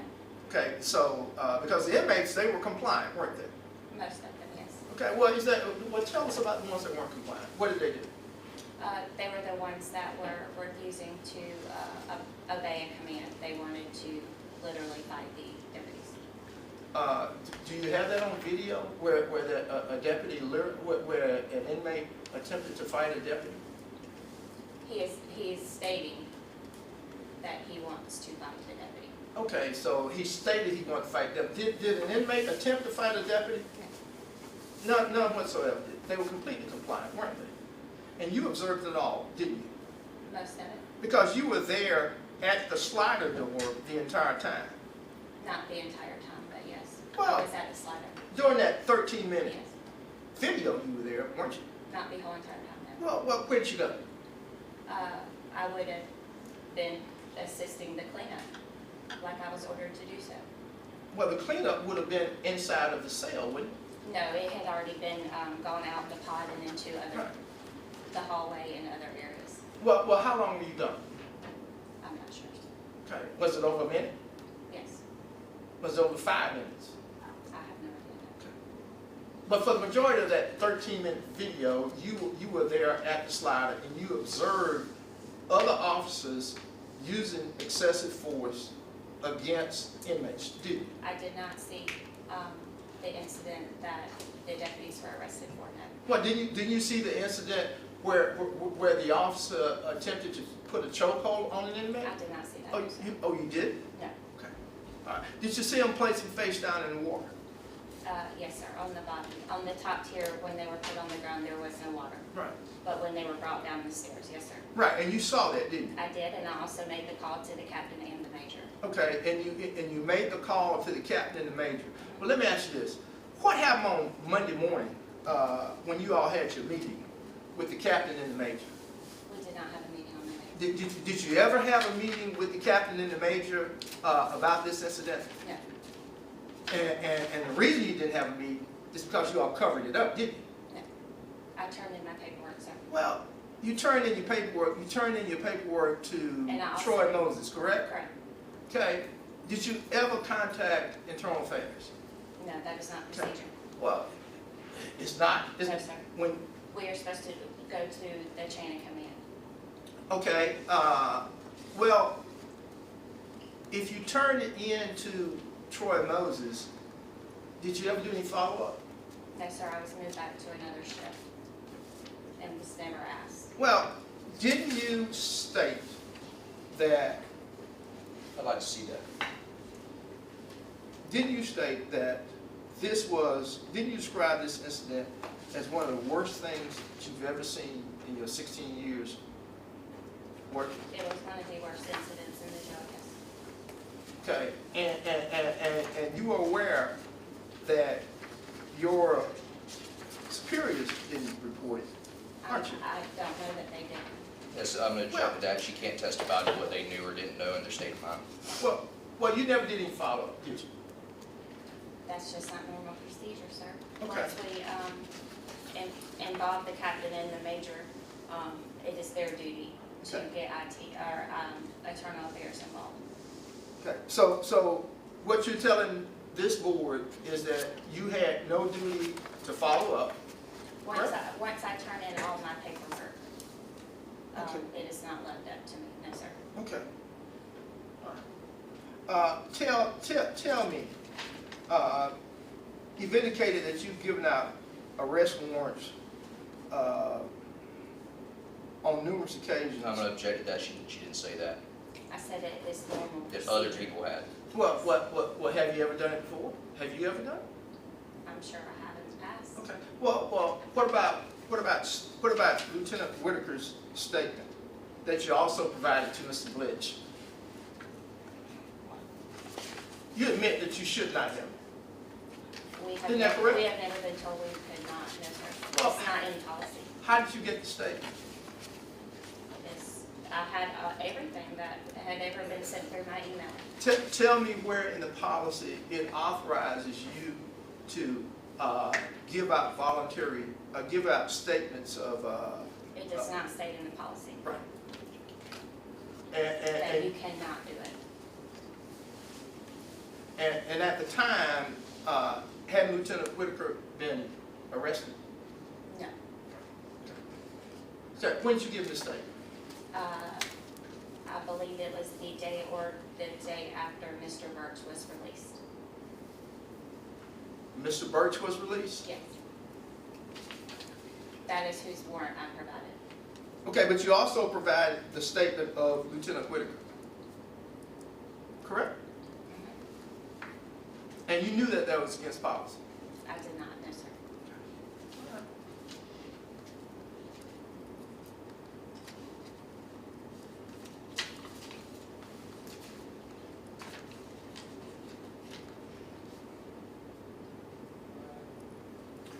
Are you aware of your role as a supervisor?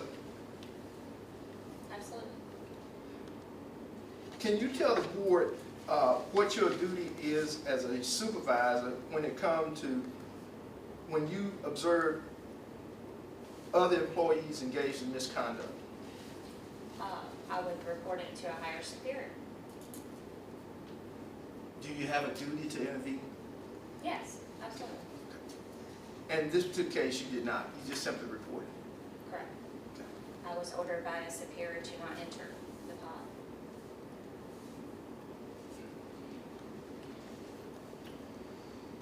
And that superior, do you know what his status is now? Yes. And what is it? He was arrested on the charge. And at the time when you were ordered to not enter the pod, you knew that the activities that were in the pod were criminal activities, didn't you? Not at the time I was given the order, no, sir. Well, you certainly know that the inmates were being abused. At the time I was given the order is when they were entering the top tier to put them on the ground. Lieutenant Whitaker was on the bottom, looked at the pod and told me, do not enter the block to handle other activities such as calling maintenance and getting the cleanup started. I have no further questions.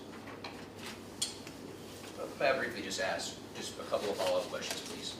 Okay. You know what?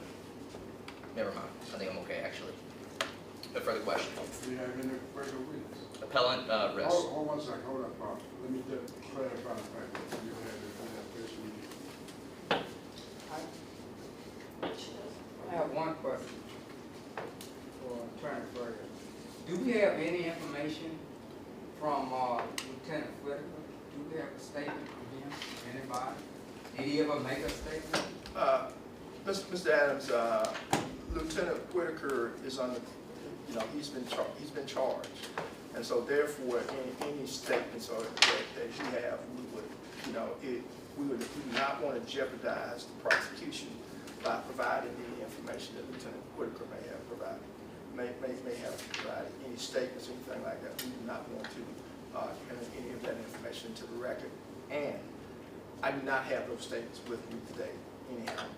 But we would not want to enter those into the record. I'll happily provide them to you if you'd like to read them.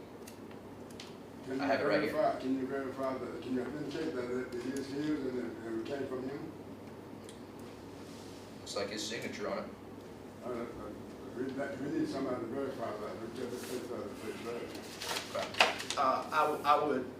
I would advise the board that we would jeopardize That's fine. Yes, sir. I have a question for Lieutenant Shelton.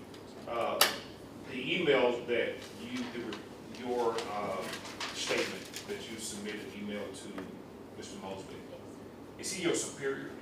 At that time, he was over jail security. He was the sergeant of jail security.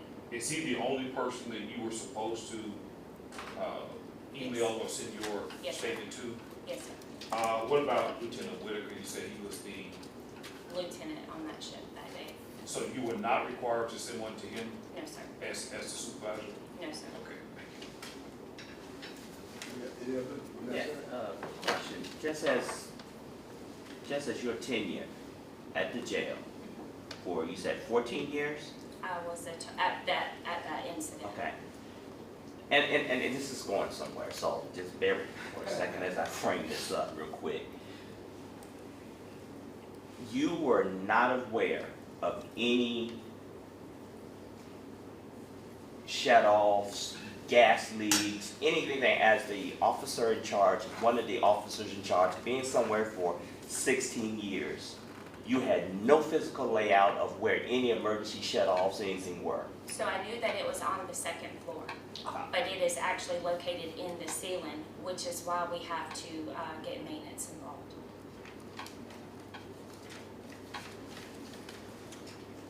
Scott, Okay. anyone have any further questions? Okay. Do you have any further witness? No, just argument, sir. We'll come back to that. call Chief Chu.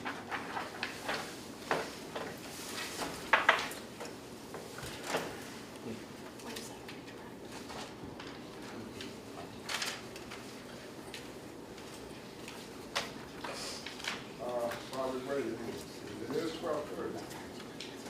You want to take a little break? I'll be brief, very brief.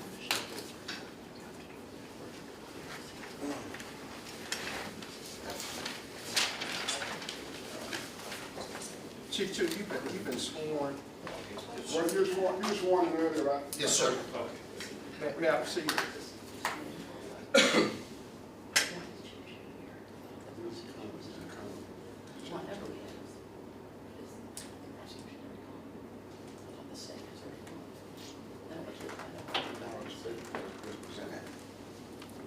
ahead, I'm sorry, go ahead. Chief Two, you've been sworn. You are aware of this incident with Ms. Shelton that occurred on May 7th, 2022. Yes, sir. Tell the board how and when that you as chief deputy became aware of this. Well, we actually became aware of the incident earlier this year. I guess the beginning of this year, we found out of an incident occurring in 2022. And that's when we proceeded to start looking into the matter and investigating it. Okay. Do you know why there was such a delay as to why the sheriff's department was not aware of the incident? Because, well, from what we gathered from the investigation, there was a drop in supervisory responsibility for everybody there, to include even the deputies that were there at the time of the incident. We had a policy in place called duty to intervene and to let people know, and apparently from this incident, nobody intervened and no supervisor stepped up to the plate and stopped the incident from occurring. And so we had to look into it and we had to decide, it's a black eye in our agency, but we have to do the right thing all the time. And so when we found this out, we did a complete investigation, both criminally and internally. Okay. I want to draw your attention specifically to Ms. Shelton. She was a lieutenant at the time. Was she an actual lieutenant or was she an acting lieutenant? She was an acting lieutenant at the time. Okay. And as an acting lieutenant, let's talk specifically about her supervisory responsibility. Do you remember what she was in charge of at that time? I mean, she's in charge of the facility when she's there as the acting lieutenant, period. She needs to make sure everything that's ongoing within that facility is being taken care of properly, and that everything, all the policies and procedures are working properly. Okay. Now, at the time, I will tell you there was a lieutenant who came back to the shift and was also just integrating back into the shift. Okay. But And when you say he was just integrated back in the shift, you speaking of Lieutenant John Whitaker? yes, Okay. Was he superior to Lieutenant Shelton at the time that he returned? at the time, no, because she's also an acting lieutenant. And you had an opportunity to review the video related to the jail incident that occurred on May 7th? Yes, I have. Okay. What should have, based upon your review of the video, what should Lieutenant Shelton should have done on that day? I mean, immediately once they see what is occurring, all information should have been given to the deputies to bring the inmates, and I can't get into the specific details, but they should have stopped the incident from progressing any further immediately. And was that her responsibility? That was her responsibility, yes, as well as everybody in a supervisory position that was in that facility at that time, that were viewing the incident. If Lieutenant Whitaker told her not to intervene, what should she have done? She should have intervened, period. Right is right and wrong is wrong. If you're seeing something, and that's the whole reason why we have that policy for duty to intervene, we make it clear that it doesn't matter your rank. If something is not being done correctly, inhumanely, or illegal, then you need to step in and stop that from occurring, period.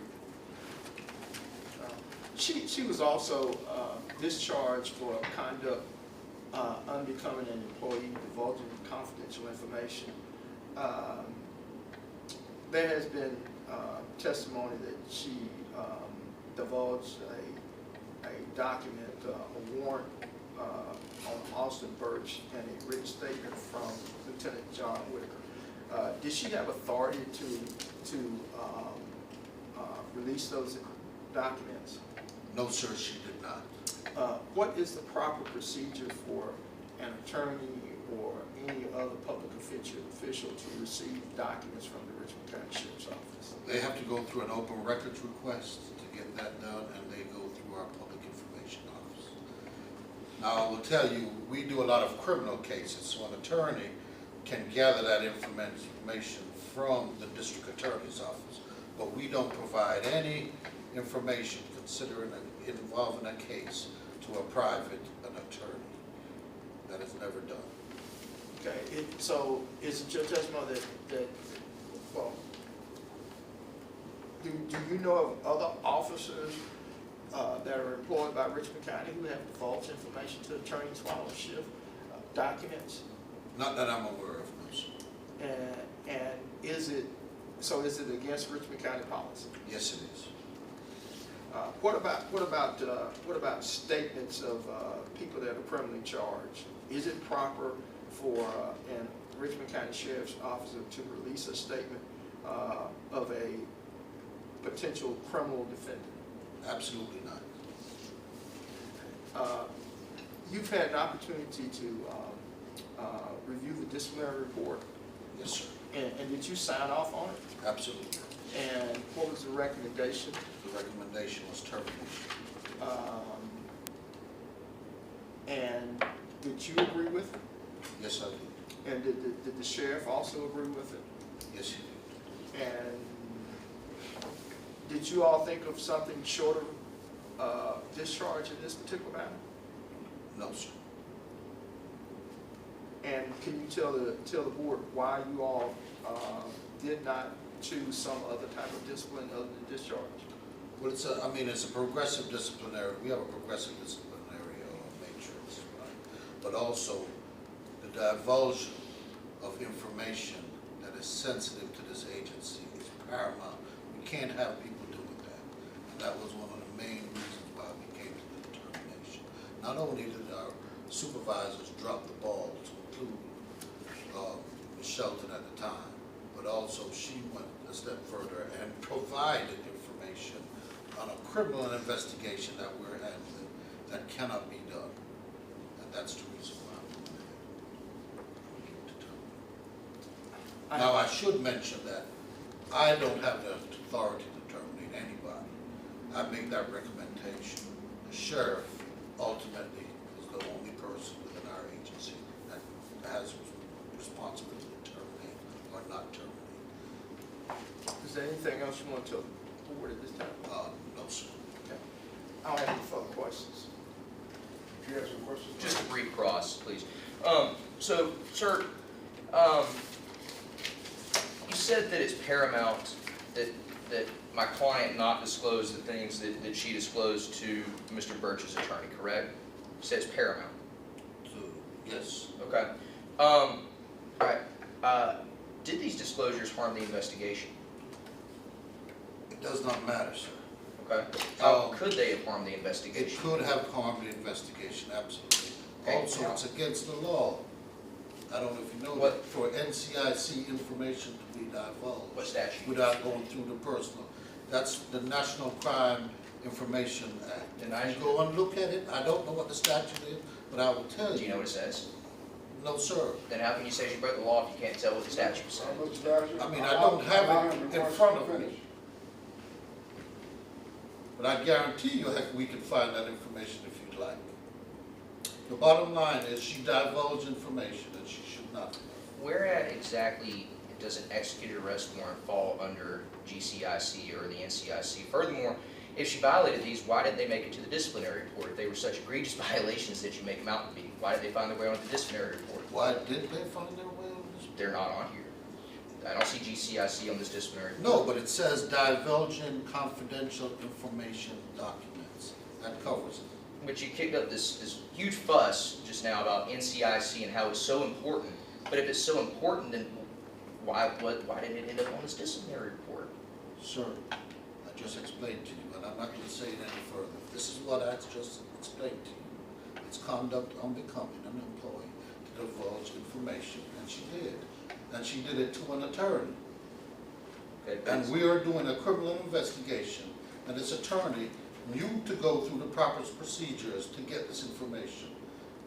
And Lieutenant Shelton at the time knew the proper procedures and did not follow those proper procedures.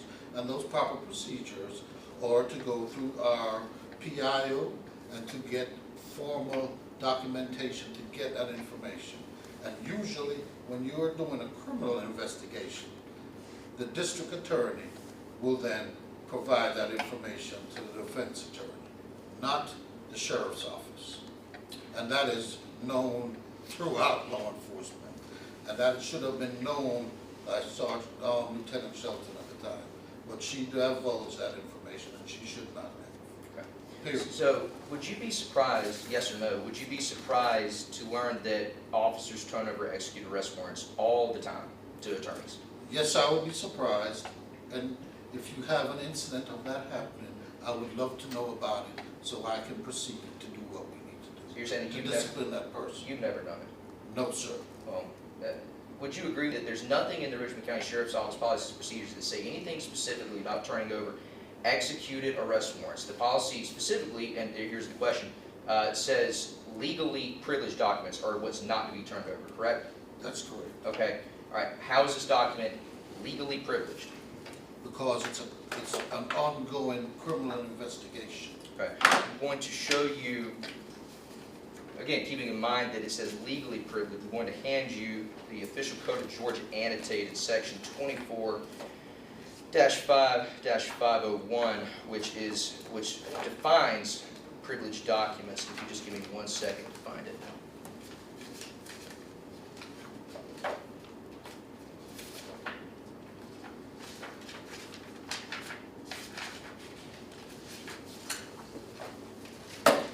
I'd like for you to point out to me where executed arrest warrants and statements fall on that statute as being legally privileged documents.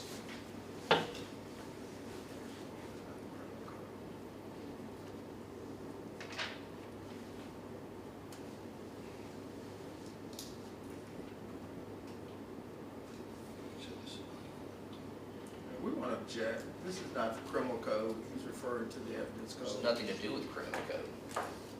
She's not charged criminally. So it not being in the criminal code has no relevance. That objection is not relevant. Asked a simple question. Where does it say executed arrest warrants on here? It doesn't say executed Where does it arrest say, statements by officers? So you would agree with me then that it's not legally privileged to hand over those documents, wouldn't you? So that's what the policy says, doesn't it? No, sir. Okay. You cannot provide information outside of the agency on a criminal matter that we are investigating. Period, okay? The arrest warrant was executed though. The investigation was over. The investigation was not over, sir, and the investigation is still continuing. Okay, how so? How so? Sure. Because we turned a lot of this information over to other authorities as well, who are still looking into this investigation. What authorities? We're going to object to that question, and we're going to request that my client not required to answer. Has no relevance to this case as to what other agencies we have turned information over to. May I ask a question? Hold your question. This thing's getting real cloudy now, what you remember. He's trying to make a point that I think we're trying to understand what you are focusing on. Now, if you guys want to chime in on the issue, please feel free to do that. But as of now, the debate is going back over stuff we've already talked about a lot, so we're trying to watch the ball. Mr. Chairman, I don't believe the divulgence of what agencies in which a current ongoing investigation is still pending is irrelevant to what we're doing today. I'm not so sure it's in the interest of the investigation, if there is one, to even divulge that information. Okay. And that's one of the things they're trying to make sure it happens. Yes, what's your issue? Well, if they're saying the investigation is not complete, and so that's why these are privileged documents, I would assume that they should be able to prove that there is an ongoing investigation, and if not with RCSO, then with another agency. So, I mean, we're not asking for the case files, we're asking which other agency is making this an active investigation. Okay. I'm not sure it's relevant to And the two, determination hearing, because I'm not sure the name of the agencies are relevant. If they are testifying that there's still an ongoing investigation, there's still an ongoing investigation. As a Who in partnership that relationship is irrelevant to this hearing, in my opinion. I'm like the chairman. I just don't want to get too broad in this, because I think we'll lose, if we do, in my opinion, we'll lose the scope of her appeal hearing here, and I want to be sure that we're all focused on that, because we're certainly not a part of the investigation at all. And if I may, sir, I apologize, I can move on. I think that would be the most efficient use of our time. Like Mr. Chairman said, just to move on here. So if you just give me briefly, I think we're about wrapped up here. So can I ask? Before you do that, let me go back to this one. I think I heard in there somewhere that someone else is going to be charged as under some kind of investigation themselves, other than Ms. Shelton. If that is the case, then I can understand their relevance of not providing that information. So this is a broader issue than just right here. But if you're going to put it to bed, let's put it to bed and we move on. Okay? Two more questions, I think, and I think that'll about wrap me up. Actually, three. So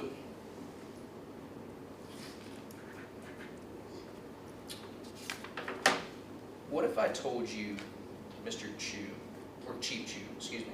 Well, I'll ask you this first. Were you there that day on May 7, 2022? I don't believe I was. Okay. What if I told you that I've received information that says you actually were there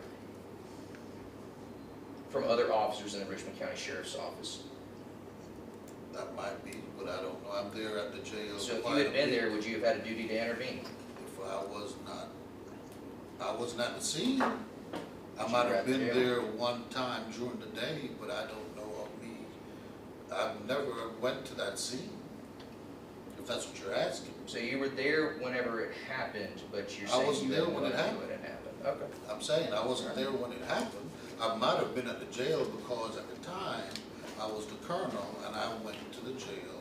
So I can't tell you if I was there specifically that day, but it wouldn't surprise me if I was. Actually, I have three different individuals who say that you were there, and if you were there, I would imagine that you would have had a duty to intervene, that you did not do so. Mr. Chairman, again, Yeah. he's testifying. If he had some witnesses that he wanted to. I don't have any sure more call us. questions. Yeah. No further questions. No further question. You have any? No. Do you have any further witness? No, Mr. Chairman. Okay, we'll start with the submission. You ready to go? Yes, sir. Please, sir. Well, members of the board, I appreciate your time. I know this has been long-winded today. I apologize. Unfortunately, I have to represent my client. I have a job to do. And so I do apologize for this taking as long as it did. That being said, I think it's pretty clear here, the allegations in the disciplinary reports, they're hogwash, quite frankly. And we've gone through all of them, and there's always exceptions that anytime they get a tough question, the answer is, oh, it's an ongoing investigation. Every single tough question that they don't have an answer for, the answer was, well, that's an ongoing investigation, we can't talk about that. Well, then they want to go forward and talk about these violations of the policies. So 1.3-14, duty to intervene. It was very clear that this time that Ms. Shelton was damned if she did and damned if she didn't, because she was operating under a direct order from her supervisor on the floor to not get involved. She was operating under a direct order from her supervisor at the time to shut the water off on the jail, to protect the inmates who were involved. She was following those orders. If she had not followed those orders, then she would have been disciplined all the same. That puts her in a precarious situation where at the end of the day, she followed the order that was given to her at the time, and she followed it to the letter to try to protect the individuals on the pod. So the next one, 3.7-1, Code of Conduct, reporting subordinates misconduct. Well, ladies and gentlemen, I think that it would have been clear that we would have been able to have the answer to whether she disclosed the subordinate's misconduct if the sheriff's office had not lost the report. I think that's very convenient for them to lose the report. They also, we've shown the call logs that she made after this happened, notifying her superiors of the misconduct. If she didn't do it in the exact proper, primmed and proper way that she should have done it, the proper remedy is not termination for that. She let people know. She contacted multiple lieutenants, captains, and a major with the sheriff's office to let them know the situation that was unfolding on the floor of C block of G pod of the Charles B. Webster Detention Center on May 7, 2022. She followed her orders. So, turning to the last one, 1.3-6, use of force report. We've already gone through the testimony that Ms. Sheldon was not the commanding officer on the floor at the time. That was Lieutenant Chip Whitaker, who had the duty to authorize and to review the use of force reports by the officers on the scene. That was not Ms. Sheldon's responsibility. And there's nothing in the policy that says it kicks down to her after Lieutenant Whitaker failed to do so. It was Lieutenant Whitaker's job. The buck stopped with him. So, nonetheless, she's totally cooperated with the investigation to terminate her for not even violating the policy, but apparently she should have known to do a use of force report or to authorize a use of force report whenever she didn't even know that Lieutenant Chip Whitaker had not authorized in the first place. That's not fair to her. She didn't know. Finally, the last one, conduct on becoming an employee, divulging confidential information / documents. I think we beat that horse slap to death, ladies and gentlemen. There is the Richmond County Sheriff's Office policies and procedures says you cannot turn over documents that are legally privileged. And I handed them the statute and the Georgia code that says which documents are legally privileged. Executed arrest warrants and statements of officers do not fall under legally privileged documents. I believe, personally, these quotations, these officers, it seems like they were told what to say. They were told that it was privileged documents. They were told to write it was privileged documents, and that's what they did. It's not a privileged document. We've covered that extensively.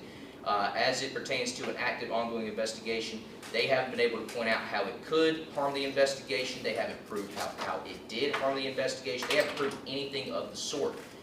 She handed over a document that had been done by numerous individuals in the Richmond County Sheriff's Office almost 200 times, and nobody's ever gotten in trouble for it until she did it, which proves the point in this case. She didn't violate any policies of the Richmond County Sheriff's Office.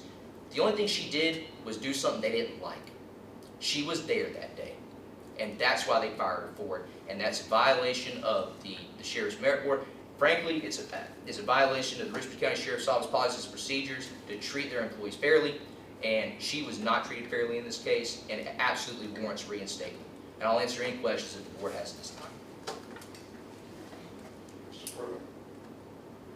You know, opposing counsel likes to engage in a whole bunch of semantics. But, you know, this is pretty plain, this is pretty simple. She's a supervisor at the jail.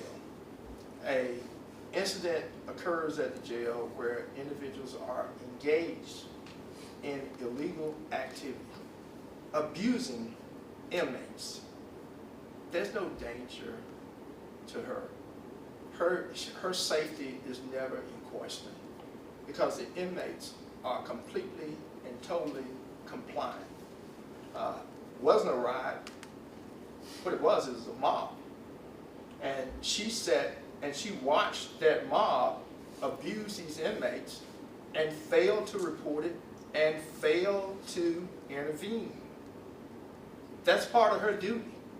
That's part of anybody's duty that works for the Richmond County Sheriff's Office.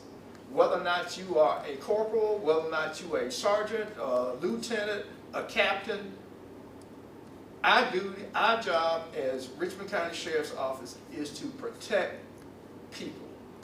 And that includes inmates that we have under our charge and under our responsibility, that when they are in our jail are some of the most vulnerable people that you can get in contact with.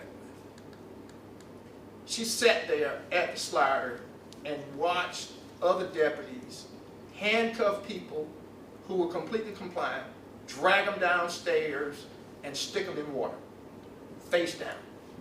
And she did nothing. Now, one thing that I want you to really pay attention to is this.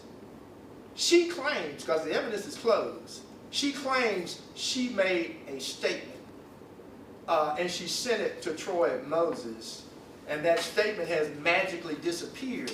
But what you found out that she didn't do today is, and she could have, she didn't testify to you as to what the contents of what that statement was. And I submit to you the contents of that statement will show what was lacking. And what had been lacking was the abuse that occurred on that floor. And the only thing that statement possibly says is, oh, we had a flood because the inmate broke a sprinkler system. She could have testified to what she put in the statement. She didn't. And, you know, the other thing is I want you to look to your left. Because there sits Pierce Blitch. Now, I don't know what their relationship is, but that is the attorney that she divulged confidential information to, and he's here today. Now, he wants to point out some code section, but what he knows and what she knows is what they were supposed to do. If they needed information, they were supposed to put in an open records request, which allows the jail, which allows Richmond County Sheriff's Office to review the documents that they're requesting and make a determination as to whether or not they were privileged or whether or not they need to be redacted. Evidently they're friends because she just gave them to him, and she gave them to him in violation of Richmond County Sheriff's Office policy. And for those violations, failure to report, failure to intervene, failure to properly supervise, and divulging privileged information, her firing should be upheld. Thank you. Thank you both. I'm sure there may be some additional questions before we close. Thank you both. You did your job and you both stepped out to your job. Do you have any additional questions before we close? No, sir. You good? Okay. What I'm going to ask now is that everybody clear the room. We are 5 except 6 o'clock, and we go from there. Make sure the cameras turn.